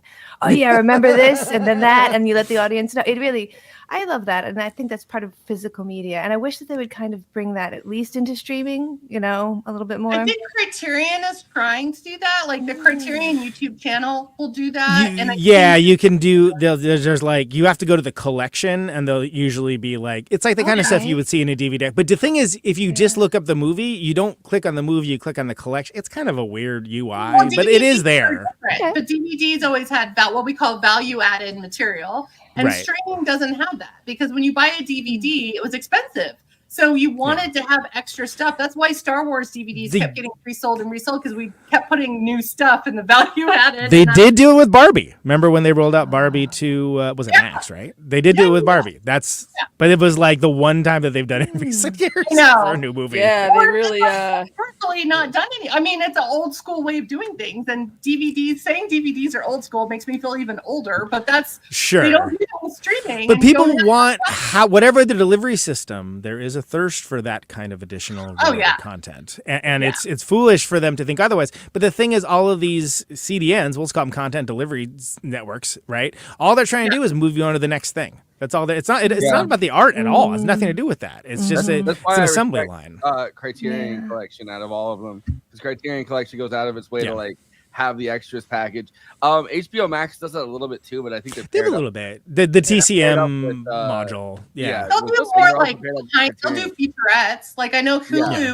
Hulu always does featurettes of a movie if it's a super huge movie because they want you to get excited about them eventually streaming it. But that's the thing. It's like you have these little featurettes. And it's old DVD culture, right? And it's not really a streaming thing. Though I will say with Gen Alpha, they're starting to be a bit of a Luddite generation. So we might start seeing, and also with internet going down constantly and people reverting to watching their DVDs when internet goes down. Kristina knows all about that. She was in one of the regions. And companies pulling stuff like just gone. You want to see it again? You can't. Is that your comfort movie? Go fuck yourself. Yeah.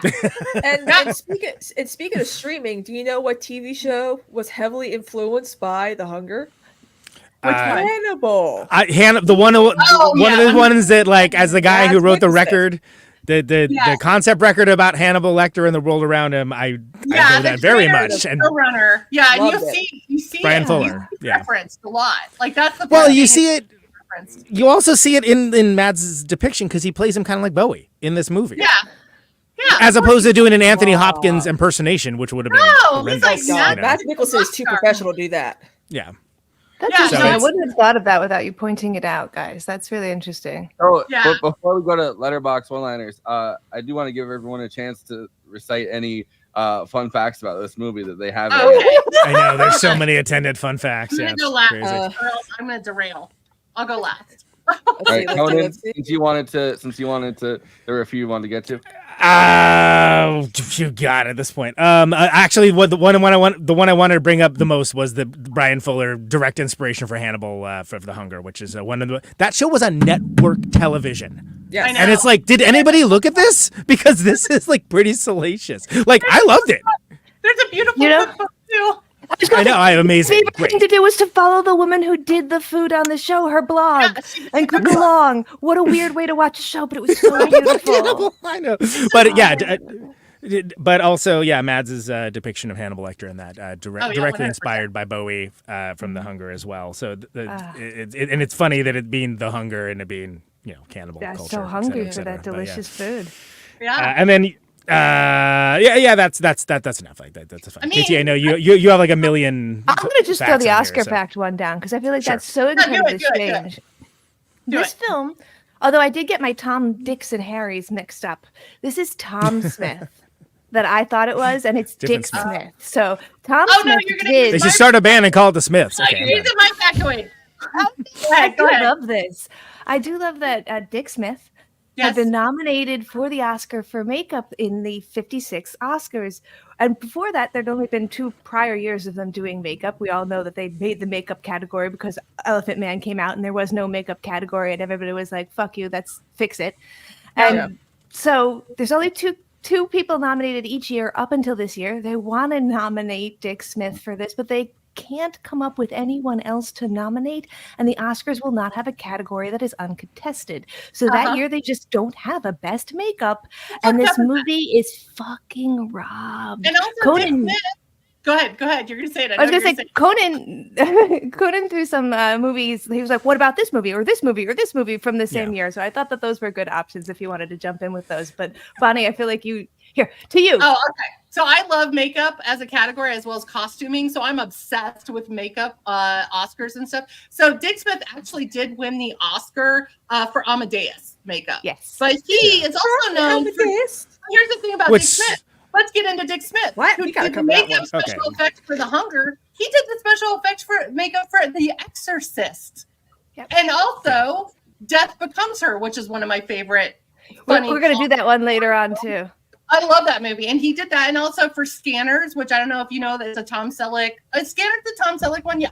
That's the Tom Selleck, Gene Simmons horror film, which is I love that movie so much because Gene Simmons is a villain that has like little robots that like kill people. I think that's Scanners, right? Am I saying that, or is it Tracers? Scanners was the one where your head explodes. Yes, it is. Tracers. I'm sorry. Yeah. I am so sorry. Tracers is similar word, very different. Gene Simmons. Scanners is the one that's the notorious head blowing up. Yeah. Scanners is way better than Tracers. But yeah. And also Scanners is notorious because that was the first time in a horror, first time that horror was done in a way that looked realistic with the blowing up of the head. But the fact that horror was even nominated, because as we all know as horror fans, the Oscars shuns the horror community, and the horror community should constantly be up for makeup, special effects, costuming, because we not just regular stuff, like the cool stuff too, but there's such elitists in the Oscars, and it's like an acting. And I mean, Get Out was like the first horror film that won an Oscar since Rosemary's Baby, unless you count Silence of the Lambs,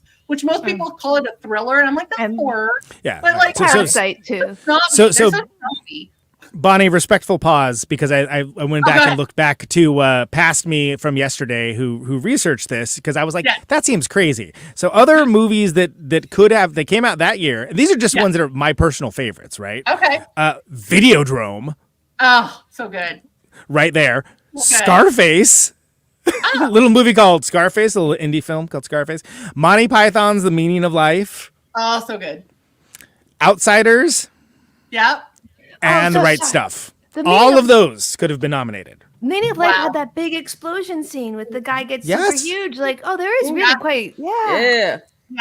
That's we were spoiled back then. Movies were good. I have a few facts. All right, Kristina, you're up. So, according to Catherine, most of the love scenes with her and Susan Sarandon were done with body doubles. Like back before there were intimacy coordinators, everyone, we had body doubles doing sex scenes. Okay, and also too, his brother Ridley was up to direct it, but then he found out David Bowie was going to be in. He's like, nah, I'm passing on to my bro. What? Yeah, he does not like David Bowie.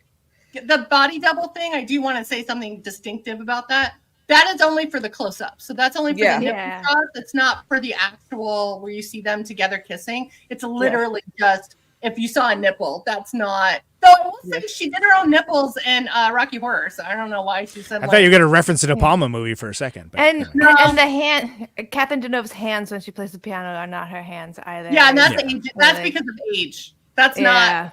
That's because of age. Because women can't have plastic surgery on hands, so it's the one place you can see age is your hands. So that's and but you can do plastic surgery here. You can't do it on your hands like you can on your neck. I know a little bit too much about it because I live in LA and it's like in my face constantly. I'm the one person who has yet to do any of it yet. So I mean, I believe that, and if we needed to know a lot about kombucha, you would definitely just automatically know that information. I know exactly the percentage of kombucha you have to still have it be healthy and add alcohol. So if you ever want to know that. Fantastic. What a great note. There's a guy that died this year, Roger Deakin, who's the one of the effects guys. Richards, please. Not Deakin, Roger Deakin. Right. Roger Dickens. Give her a good old Roger Dickens. So the guy that in this did the monkey effects, also did the small alien forms in Alien. Yep. And also was one of the artwork special effects guys in 2001: The Space Odyssey. Nice. And then something we didn't really talk about was the monkey component to this film, because it is very sad that you see monkeys killing each other. I kind of forgot that part. But it's also science, right? So like in this era of, and sadly today still, a lot of, scientists, especially that are dealing with blood work or blood things, are using monkeys, rhesus monkeys, for this type of stuff. And this is an era where animal rights was really starting to like get heated up. And like I was part of an animal rights group that would go and free animals constantly. So I understand like this movie also had a different level of harshness to it because of the science part with the monkeys. And I think that was also Stryver trying to like show the scientific part of, hey, we want to see if we can find the secret to immortality through science. And that's been a thing since alchemy, right? So that's been been happening forever. And people have theories and different things. And that's why this movie's so interesting, because a lot of people consider Hunger sci-fi and not horror because of that, because there's a science element to it. But that's kind of body horror, though. To play with your own ability to age or not age, I feel like that's body horror. That's dysmorphia. That's all wrapped in. It is. And the fact that Susan Sarandon's character gives up some of her blood for her like lab mates to like look at under the microscope, and that's when they're like, "Oh, this is foreign blood attacking your blood, and it's taking over." So it's foreigners. Coming here, taking our blood cells. I feel like if it goes well, it's sci-fi. If it goes like badly, that's a good way to look at it. Yeah, and also it's like the way or a D&D alignment chart. Yeah. Well, it's also very confusing.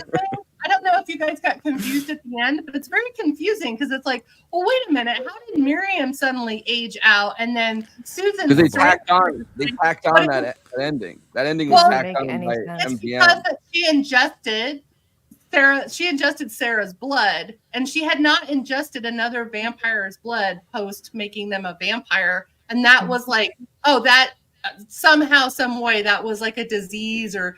It had some sort of viral thing, and that's why she died. But also, she was pushed over the balcony when, like, there's this big mob of her exes that suddenly are like, "No."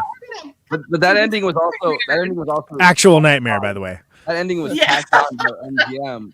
Wanted to be able to continue the thing as either like a spin-off or like whatever. They wanted a franchise for this. He wrote books like sequels to it, but no, but not like that.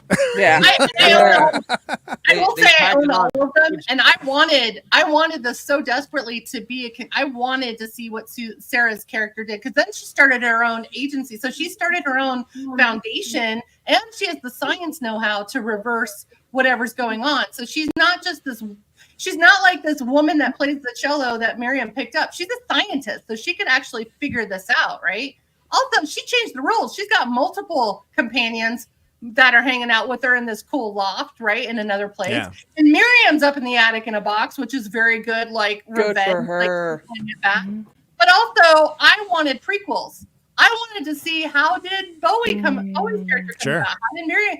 And it also, she does talk about Osiris and Isis a little bit, and that is something that is brought up in the Anne Rice books. I wanted that story. And it's just like, when you love something so much as one thing, you desperately want more because you're greedy. I felt that way about Hunger.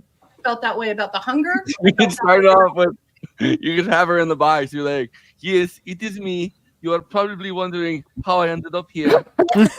Record scratch. Yeah. Well, like I said earlier, the Hunger TV series, even with Bowie, is somewhat involved as like the person that's in there. It's so bad. It's so bad we're not talking about it. We're moving on. Letterboxd One-Liners. Letterboxd is a social media site for film lovers to talk with and to each other about the movies they love, the movies they didn't love, maybe tying in a TV series that really didn't need to be made into the review for some reason.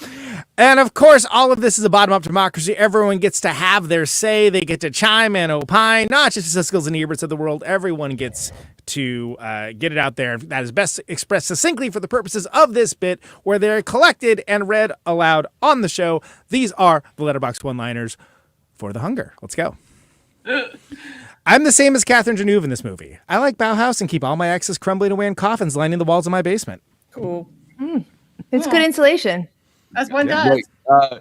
Gatekeep, girl boss. Wait, no, gaslight, gatekeep, girl boss. There you go. I'm review for Joker 2, by the way. I don't know the order. If I knew the order, I'd be crushing it. We need a G word that's related to the attic, and then we'll really get it. There you go. This is friend of the show, Kev. Good but frustratingly vibey. David Bowie became Joe Biden. Susan Sarandon became David Bowie, and I became asleep. Kev. Still 3.5 though. That's decent. That's Joe Biden. That's a harsh reality. He looks like pretty darn old by the end of that. Yeah, they did really good special effects makeup on that's the what he's full talking face. about. To make Bowie look like that towards the end, I was impressed. David Bowie's like, anyway, that's my time. and he crawls into the box. What a bunch of malarkey. She's fucking bad guy. She's European. That's what they used to say back in the day. Yeah, she's a friend of Judy's. She's European. Look, there's nothing lesbians. European. Your sexuality doesn't have to feel threatened. She's European. She's European. Oh, okay. Yeah, she's doing an art film.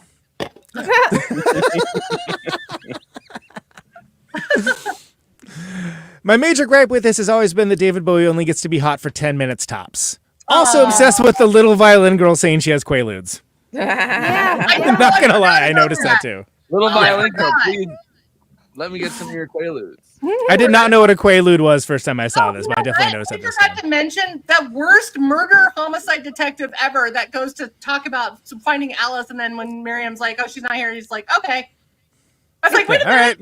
All right. He likes that she knew what his last name meant, and he's like, "She can't be her. She knew what my last worst homicide detective ever." She charmed. Pretty girls don't kill people. Your last name. it means good cheer. Yeah, I guess I'm gonna go off and. Not a bad Dan Hedaya there. Oh, there you go. And the award for most windswept curtains in a single film goes to... Because that's how all the pigeons got in. The windows never closed. Holy that's Christ. how we had sex in the 80s. You're not getting your deposit back. Yeah, that's I how always we think of had sex in the 80s. We would open all the windows, and there'd be lots of blowy curtains. That's Tear the place so out. cold. Oh, We're so gonna have some cold. flowing curtains this weekend for my nipple. birthday because this could be the 40s. Yeah, I always think of like Careless Whisper or something like the. Yeah. It's got big 80s video vibes. You're right. Yeah, all 80s had that sexy jazz music. Like sexy sax. Tony Scott directed this and followed it up with Top Gun. He did more for gay people than any U.S. president. that is true. He did one for the ladies and one for the men. Yeah, Even exactly. Joe Biden, who in this movie collapses into that car. That's true. I think that we should. I think that this. You know what? Whenever there's Pride Month, because that's when everybody suddenly cares about gay people. They will sometimes bring out the hunger at film festivals for like, this is our lesbian movie, or they'll do something in a horror thing. So at least this movie comes out during Pride, but I really wish that it would be coming out more and more, literally, not just coming out. I'm coming out. Yeah. Exactly. Anyway, continue. Gets world supply of dry ice, billowy lace curtains, and stunt doves. Flips strobe switch. Yeah. Also could be any heavy metal music video. Right, yeah, exactly. Let me get my roller skates on for this. Yeah, what was the music video with Tommy Katane rolling around on White Snake? White Snake, yeah. Yeah. The White Snake video, or Poison? Cinderella, or There's a He pushes over the roller skating guy, and then he's like, "I can't do it," and he runs up. And I'm just saying, He's too beautiful. He's too graceful. Yeah. Also, Stunt Doves would be a great. My neck. Stunt Dove would be a great Prince cover band name. Stunt Dove. Stunt Dove's good. Yeah, I Right? like that. Yeah, I would. Yeah. Yeah. Okay. When Catherine Deneuve sucks Susan Sarandon's titty, art. Well, technically, that wasn't her titty because Yeah, of and that body wasn't her doubles, mouth. but yeah. Different mouth, different tit, but I get it. Take it to the comment section. I don't want to hear about it. Okay? That was a different titty and a different If you mouth. look at the IMDb trivia, Actually, We see what Susan Sarandon's nipples look like, and those are definitely not her nipples. Yeah, and also horror films showed a lot of nipples. There were a lot of nipples being shown in this genre of horror. In general, horror always shows nipples, so this isn't like a nipple-only zone. So I like the idea of like some like grotesquely fat individual online that's just like one of those like actually, and he's like, actually we've seen Susan Sarandon's nipples, and I assure you those are not her nipples. if you go to this movie it- timestamp hour in 5 minutes. His username is Nipple Truther. Vampires really hate when they go from hot to not. They do. They do. Tragedy. Vampires are supposed to be hot. Hey, Like, that's their thing. Here's the thing: if you're forced to drink blood, there better be a good payoff for it because blood tastes like crap. So, like, I know, no Blood flavor. blood tastes like pennies. it tastes like sucking pennies or licking Yeah, batteries. Like, it's not. Yeah, metallic. Yeah. Yeah, it's not great. So if you're gonna have to like kill people and drink their blood, you better have a good reason for it and I'm staying. trying to get some of that iron. I mean, I'm horrifically anemic, so vampires, like, if you want to see, like, it's a different taste or something. Yeah. Also, I don't think a vampire comes in. Yeah, Vampire comes in. They're like, that was barely anything. I didn't need. That wasn't even a snack. No, you're gonna be tired. I'm telling you right now, you're gonna be tired after you drink my blood. Yeah, me too. Me too. You're either or gonna be so hopped up on Adderall that I. Yes. We are one and the same, Bonnie. Yeah, that's my blood too. I'm an anemic Adderall user, so I don't know what like, I do. The vampires, like, hey, I can finally get some work done. Yeah. I've been waiting for hundreds of years. Hey, I can finish that book finally. I'm gonna drink Bonnie's blood to finish the novel and finish the basement for my exes. I'm going to call it Interview with a Vampire. It's a good Yeah, title. there you go. Sometimes a family is composed by old-ass David Bowie, vampire Ava Perón, and their androgynous photographer daughter. Hey, I'd watch that. Ava Perón like that. First of all, if you want to watch Vampire Ava Perón, watch Penny Dreadful. I mean, she's a witch, not a vampire. But I'm saying Eva Perón as a witch, also in Agatha Always, or whatever the new Agatha. All the way? You know the new Agatha Disney? All the time. What is it? Yes. Christina does, yeah. Oh, yes. Yeah, she's in that. She plays a Eva Perón as a vampire. I'm down. So yeah, I love Pat LaPone. Yeah, I'm down. Give it. Also, Give it. Claws and Death. Hey, I want a Dolly Parton vampire movie. I've been waiting for that. Yes. Take my money. No shout out to the androgynous photographer daughter, huh? Okay, I thought like that. Well, Anyway, David Bowie went from daddy to granddaddy real quick. Truth. But you can keep the sugar in there on both sides. Not the hot kind either. Still a granddaddy. And also, when he passed away, he did not look that kind of old. So I mean, he was still very like. We never got to see that. So I don't think he died. So I just think he's on another planet. I'm waiting for him to come back. I'm cool with that scenario. So yeah. Okay, those are the Letterboxd one-liners for The Hunger. Please follow the show at Movie Night Extra on our Letterboxd HQ account, where we're covering all the. We have stories and related material for all of the many episodes we do for the many movies that we cover on this very show. Vampire Addiction over there. Always Flacco. You can follow him on Letterboxd as well. He's logging all this stuff and lots more too as well.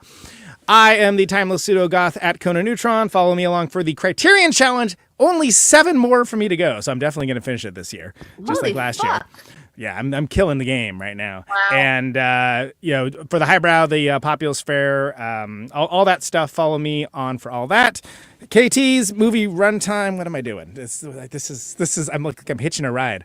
Movie runtime over there. She's still tying in with the TikTok movie reviews now and again, and also just reviewing stuff as well in the formats in her multidisciplinarian social media world. So follow her along for that at Movie Runtime. Christina is hangry. I get it. I see what you're doing. I'm right there with you. Got going on. I'm hungry. Wild Garden salad that I got for free. You are the hunger. You are the hunger right now. At Christina on Letterboxd. Follow Christina on Letterboxd as well. Bonnie, I don't believe you have a Letterboxd account. This is not peer pressure, right? I need to get a Letterboxd account, but I do have a horror film podcast I do with Renee Ruin. It's not the plugs yet. We'll talk about it in the plugs. Hit the plugs. If you're watching us on YouTube, please like and subscribe, and then hit the bell to get notified whenever we're streaming.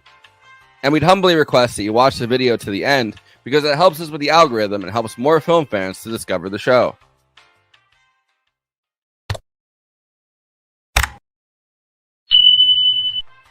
We're also monetized. If you want to get your chat questions definitely read on stream, you can always send us a super chat, which will help us keep the show going. Every cent helps. If you're watching on Twitch, you can gift us a free sub on Amazon Prime with your Prime membership, but getting subs on Twitch is always appreciated, and it helps to follow us on there as well.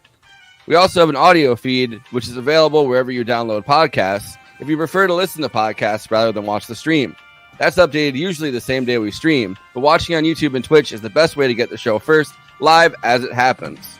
If you want to support us with a monthly donation and get access to all of our after parties forever, which go patron only after we do them, you can become a patron at patreon.com/movie night extra. Link is in the description for that. It really helps us keep the show going since we do have some expenses to make this happen. We also have a Discord community. Link is in the description for that. We sometimes watch movies we cover on there. We get into conversations about everything from film to TV shows to related podcasts. We even have a Discord channel for memes. It's really fun on there. You can find us on all the social media platforms: Facebook, Instagram, Blue Sky, Twitter, and Threads. You connect with us on all of those. Talk to us. We'd love to hear from you. Lastly, we recently made a TikTok at Movie Night Extra where we're putting up short form clips from the episodes. Okay, passing this to Conan so he can tell you about his music and this week's Protonic Reversal. Conan, who's on Protonic this week? Yeah, so Carl Shane and Cal Marks this week, still patron only. Freddie from the band Thanks, Stin and Reagan Bush from Chat Pile, and Eugene Robinson and Franz from Bunel, aka the director Bunel, are all patron only. Actually, the Bunel episode just went live, so I've done 4 episodes in the past week, and I am ready to stop podcasting.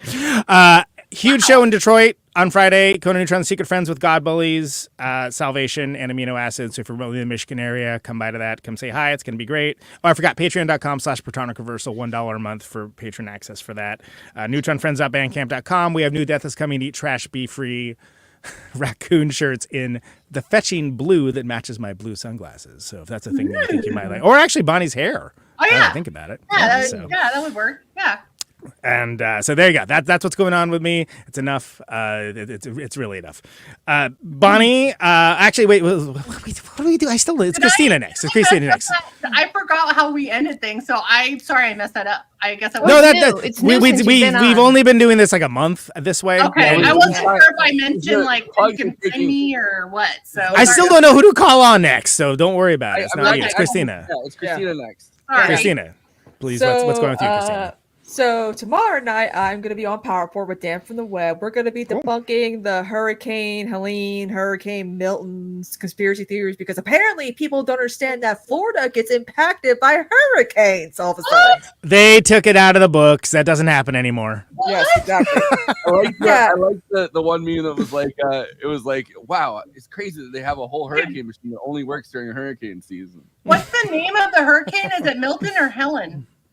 It was Helene, and then there's Milton. That's because Helene impacted more inland. Like a hurricane name, and nothing against They Milton. need to name these names more like Hades or Zeus or Poseidon.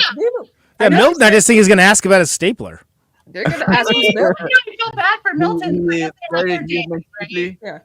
And it's also my birthday on Friday, so I'm going to be streaming throughout the weekend because I'm dog sitting, and I'm going to be doing a. But those dogs are going to be partying like crazy. That's right. And I told my customer that too. So hopefully she'll give me a little bonus. Do you watch werewolf movies when you dog sit? I do. I do it sometimes. Yeah. Some ideas? I will say Ginger Snaps and America and Teen Wolf are really big hits with Chihuahuas. Can I just say, I really wish I had a gif of the hyena from Nosferatu right now, so I just throw up the hyena. It's like werewolf movies like that. Yeah. Somebody, they're like, there's a werewolf. And part of my birthday is I'm doing the challenge that Aubrey Plaza and Pat Lupone did, the Deathwing one. So my chat is going to ask questions, and if I refuse to answer a question, even though I'm kind of an open book, I'm going to eat a Deathwing. That is a really good interview. That's a really with Eva and Aubrey Plaza, because Aubrey lived with Eva Perón. Not Eva Perón. Where's that movie? Right. Is that talk about an odd couple. Yeah, it's Pat Lupone. That's my queen. I'm so sorry. There. Continue. Clearly, I'm also raising money for my birthday. $123 so far, $200 for the Palmetto State Abortion Fund in South Carolina. Fantastic. It's very hard for women to get abortions, obviously, in South Carolina. So the money goes towards resources, gas, plane tickets, appointments, or any whatever that needs to be funded to actually get a safe, effective abortion. So maybe we could put the link to that in the notes for this episode. Yeah, that's what I'll drop this link in the private chat. I'll signal boost that too. Yeah, I'll put it on public too on my Facebook, so that'll help. Nice. Thanks for doing that. That's amazing. Yeah, my friend runs it, so I was like, what, and she's impacted by the hurricanes as well, so I was like, why not? Kristina, where are you at? Like, what state are you in? Not South Carolina, on the border to Georgia. So you're in the South. Okay. She got hit pretty hard. I was just curious where everyone is like hailing from right now. So yeah, I could be moving to Brooklyn next year, so I'm kind of excited about that. Oh yay! Get out of this hellhole. KT, what do you got? Sorry, I was answering the question in the chat. This Friday, you can catch me on Trashwire with Alexis Gentry, and we are talking about The Substance.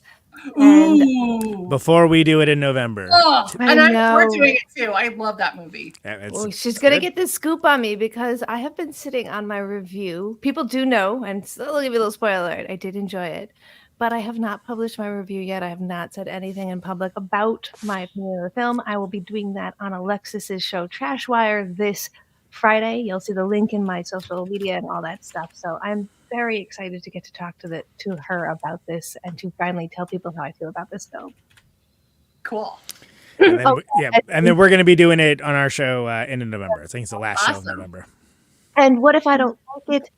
We might have to just jumble things up. Usually I come out on the 15th, but I'm trying to coordinate with my sister to do our episode on From Dusk Till Dawn. And my sister has a 7-year-old and a 9-year-old, and she's a special ed nurse in a special ed school. So finding time to get to her to sit down and talk to me about this movie that neither of us saw when we were children is bless you for stopping saving actual humans to talk to me. So it might come out on the 20th. Yeah. You mean you don't want to talk about Tom Savini with a bullet cock? Because that's a thing that's in the movie. We're doing it this month. Yeah, I'm actually very excited about it. So much. I love that movie so much. I still haven't seen it. You're practically a co-host this month, Bonnie. We can't put you on another one. I know. It's Selma Hayek at her hottest, I think. But, yeah. I mean, but that's why Tarantino was like, okay, but what if she put her foot in my mouth? But also George Clooney randomly being in this movie is hilarious to me. So they being Quentin Tarantino's brother. They make such great. I believe it. Not just Tarantino's brother. They have a George and Lenny situation going on.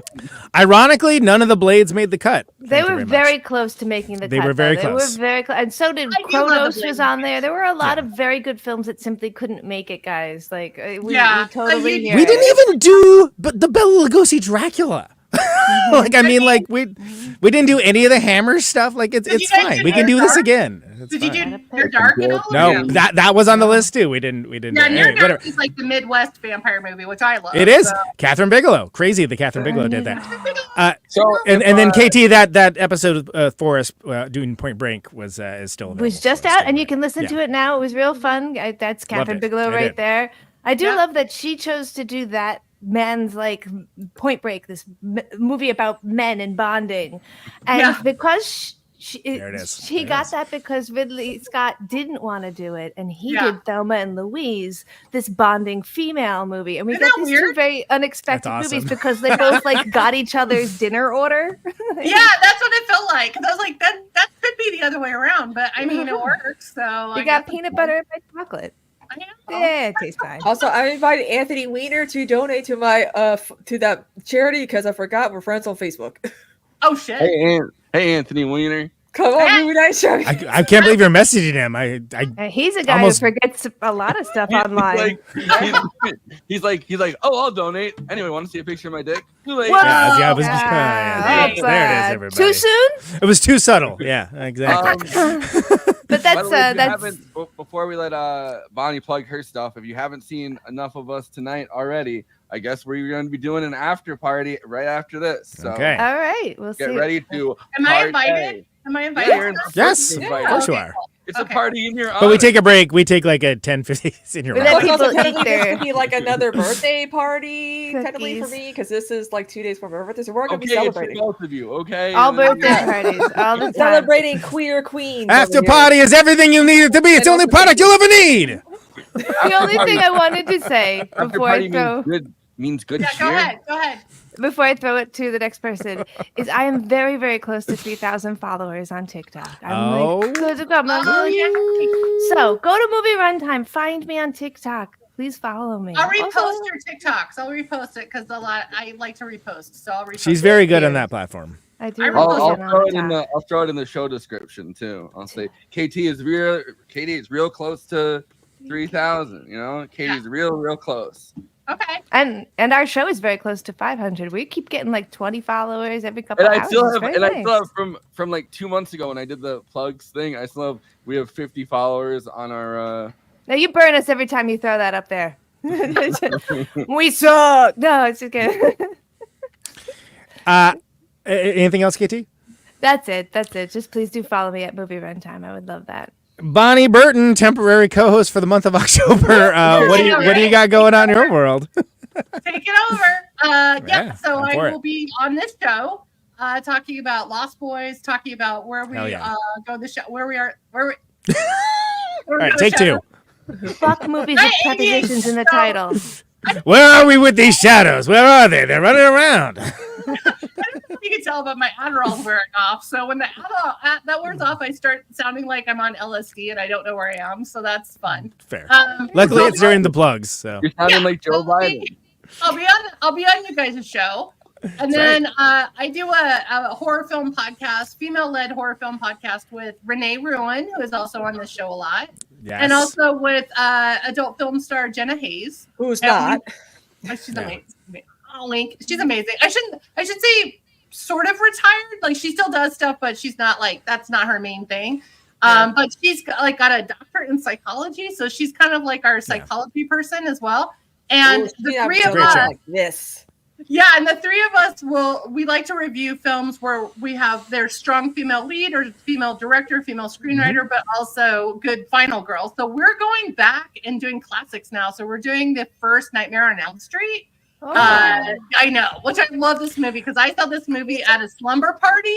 So when I was like in junior high, so for me it was like, oh, this is classic. But we cover a lot of genre movies. We do like, X and Pearl. And Maxine we're going to be doing, but also we've done a lot of stuff like that's kind of like body horror, weird stuff, a lot of Mia Goth films, but also, we like to do classics like Jennifer's Body, and we've done like a bunch of different things, but I think it's our third year now. And the show came about. That's crazy. The show came about because I met Renee on your show, and we decided that we loved talking movies together. And the show is called The Night Shift, and we did that because we met on this show. So thank you. You're the Frasier of our cheers. Yeah, yeah. You know what? I'm trying to have people like spin off and make listen. If we can make Movie Night Extravaganza like an actual brand, we could put like The Night Shift like stuff on this YouTube channel. Like we can I'm thinking stuff, okay, like for the future. But that's kind of like what Dan wants to do with his show for his Power Report. Is making like a big, like almost like a media type company. Yeah, it's like a media network. Yeah. And it's also like this podcast specifically. Like I've done podcasting since before YouTube, but like I remember being told, like when I did a Google Hangout show called Vaginal Fantasy Romance Book Club with Felicia Day and some other people. We talked about romance books, but like weird ones. So like I would always talk about Cthulhu erotica books and like. Anyway, of course, it was like well. But it was also like we would get drunk and it was Tangent City and it was like long videos when that wasn't really a thing. And what I loved about this show, and I think this is what spawned Night Shift with Renee and with Jenna, was that it's okay to spend a long time talking about a movie and going on tangents that are fun. Yeah. And I love that about this show because you feel like this is a safe space to talk about like all the stuff you want to talk about with this horror thing, but it spawns like who knew we were going to talk about Top Gun during a hunger discussion? That's a great discussion. Great tangent. Yeah. So I love that. And I love that this show kind of lets you be you. And that's why I like this. And also your audience is really fun too. Your comments are great. So it's not like harassing comments. It's like really good Like, you weren't here for the Wall Street episode. The Wall Street episode was not great. Yeah, but Well, I will say that's one episode out of 241. I feel good about that. We'll say the times in the show I have not felt threatened. I felt like it's a family, so thank you for that. So good. Yeah, well, you're definitely part of the family. I think for the Wall Street episode, I tapped into something by hashtagging finance. Yeah.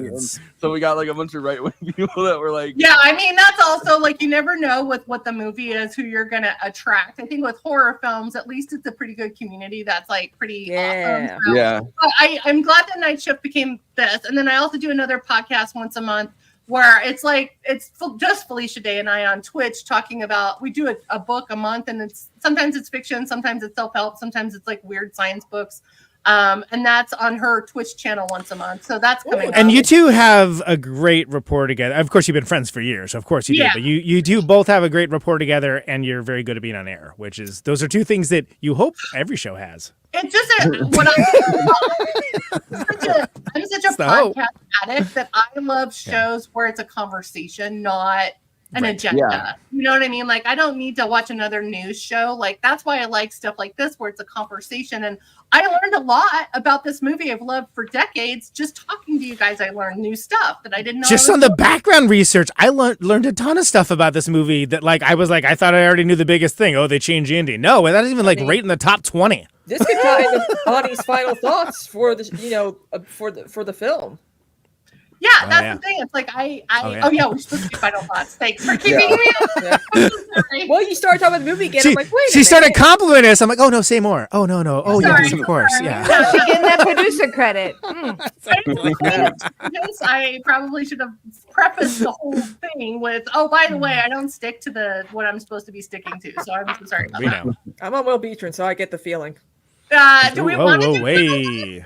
Wait. What did you say, Kristina? What did you say? I said, why not? We always go with like Bonnie first, and then whoever. Like, we always make sure the guest has like the first saying when it comes to final thoughts. And you're already talking, so.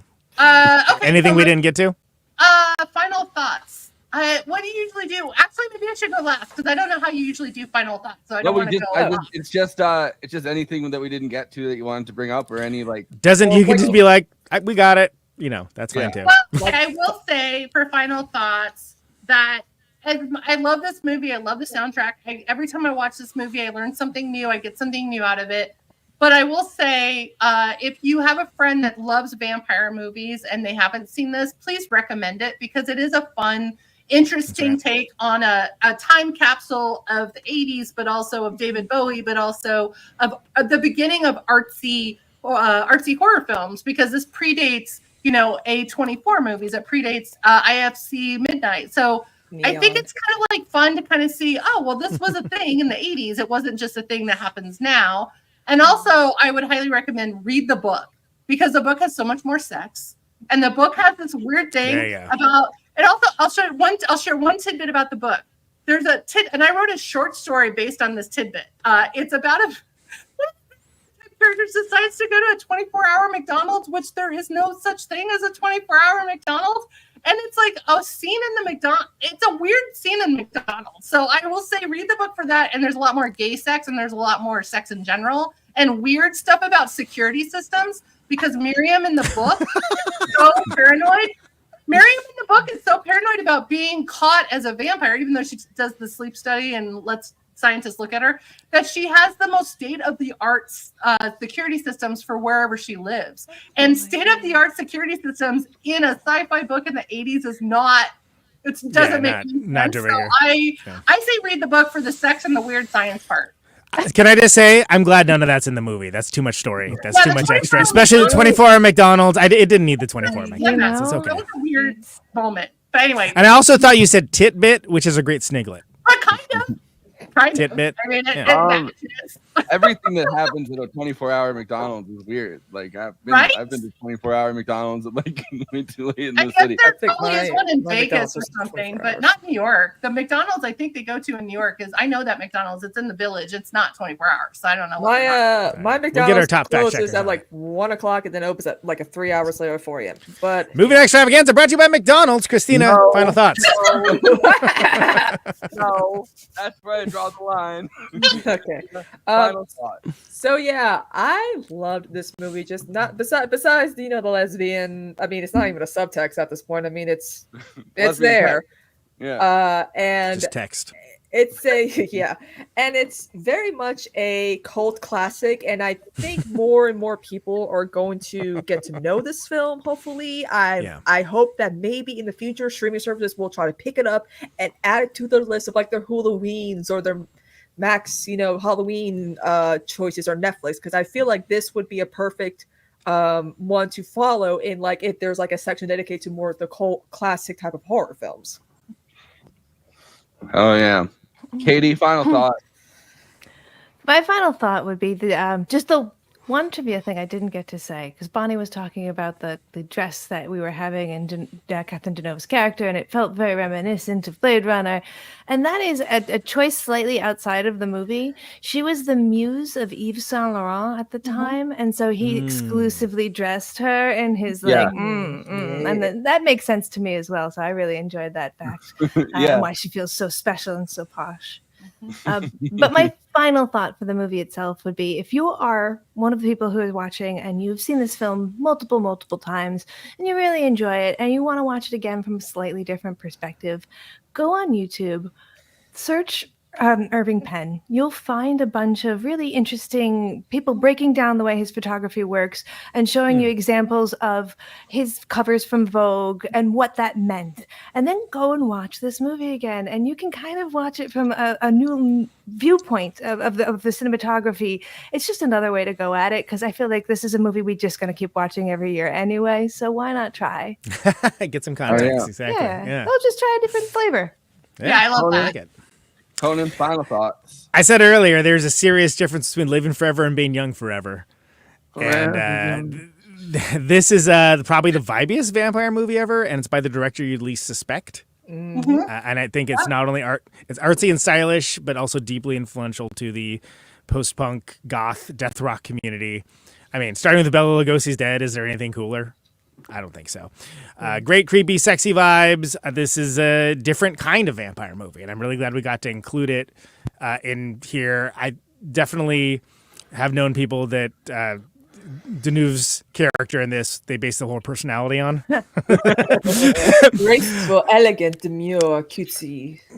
I wasn't mad about it. Lastly, people do not remember how much filmmaking was in the pocket of Big Drape at this time. There you go. Love it. I mean, doing an after party, so people that want to hang out.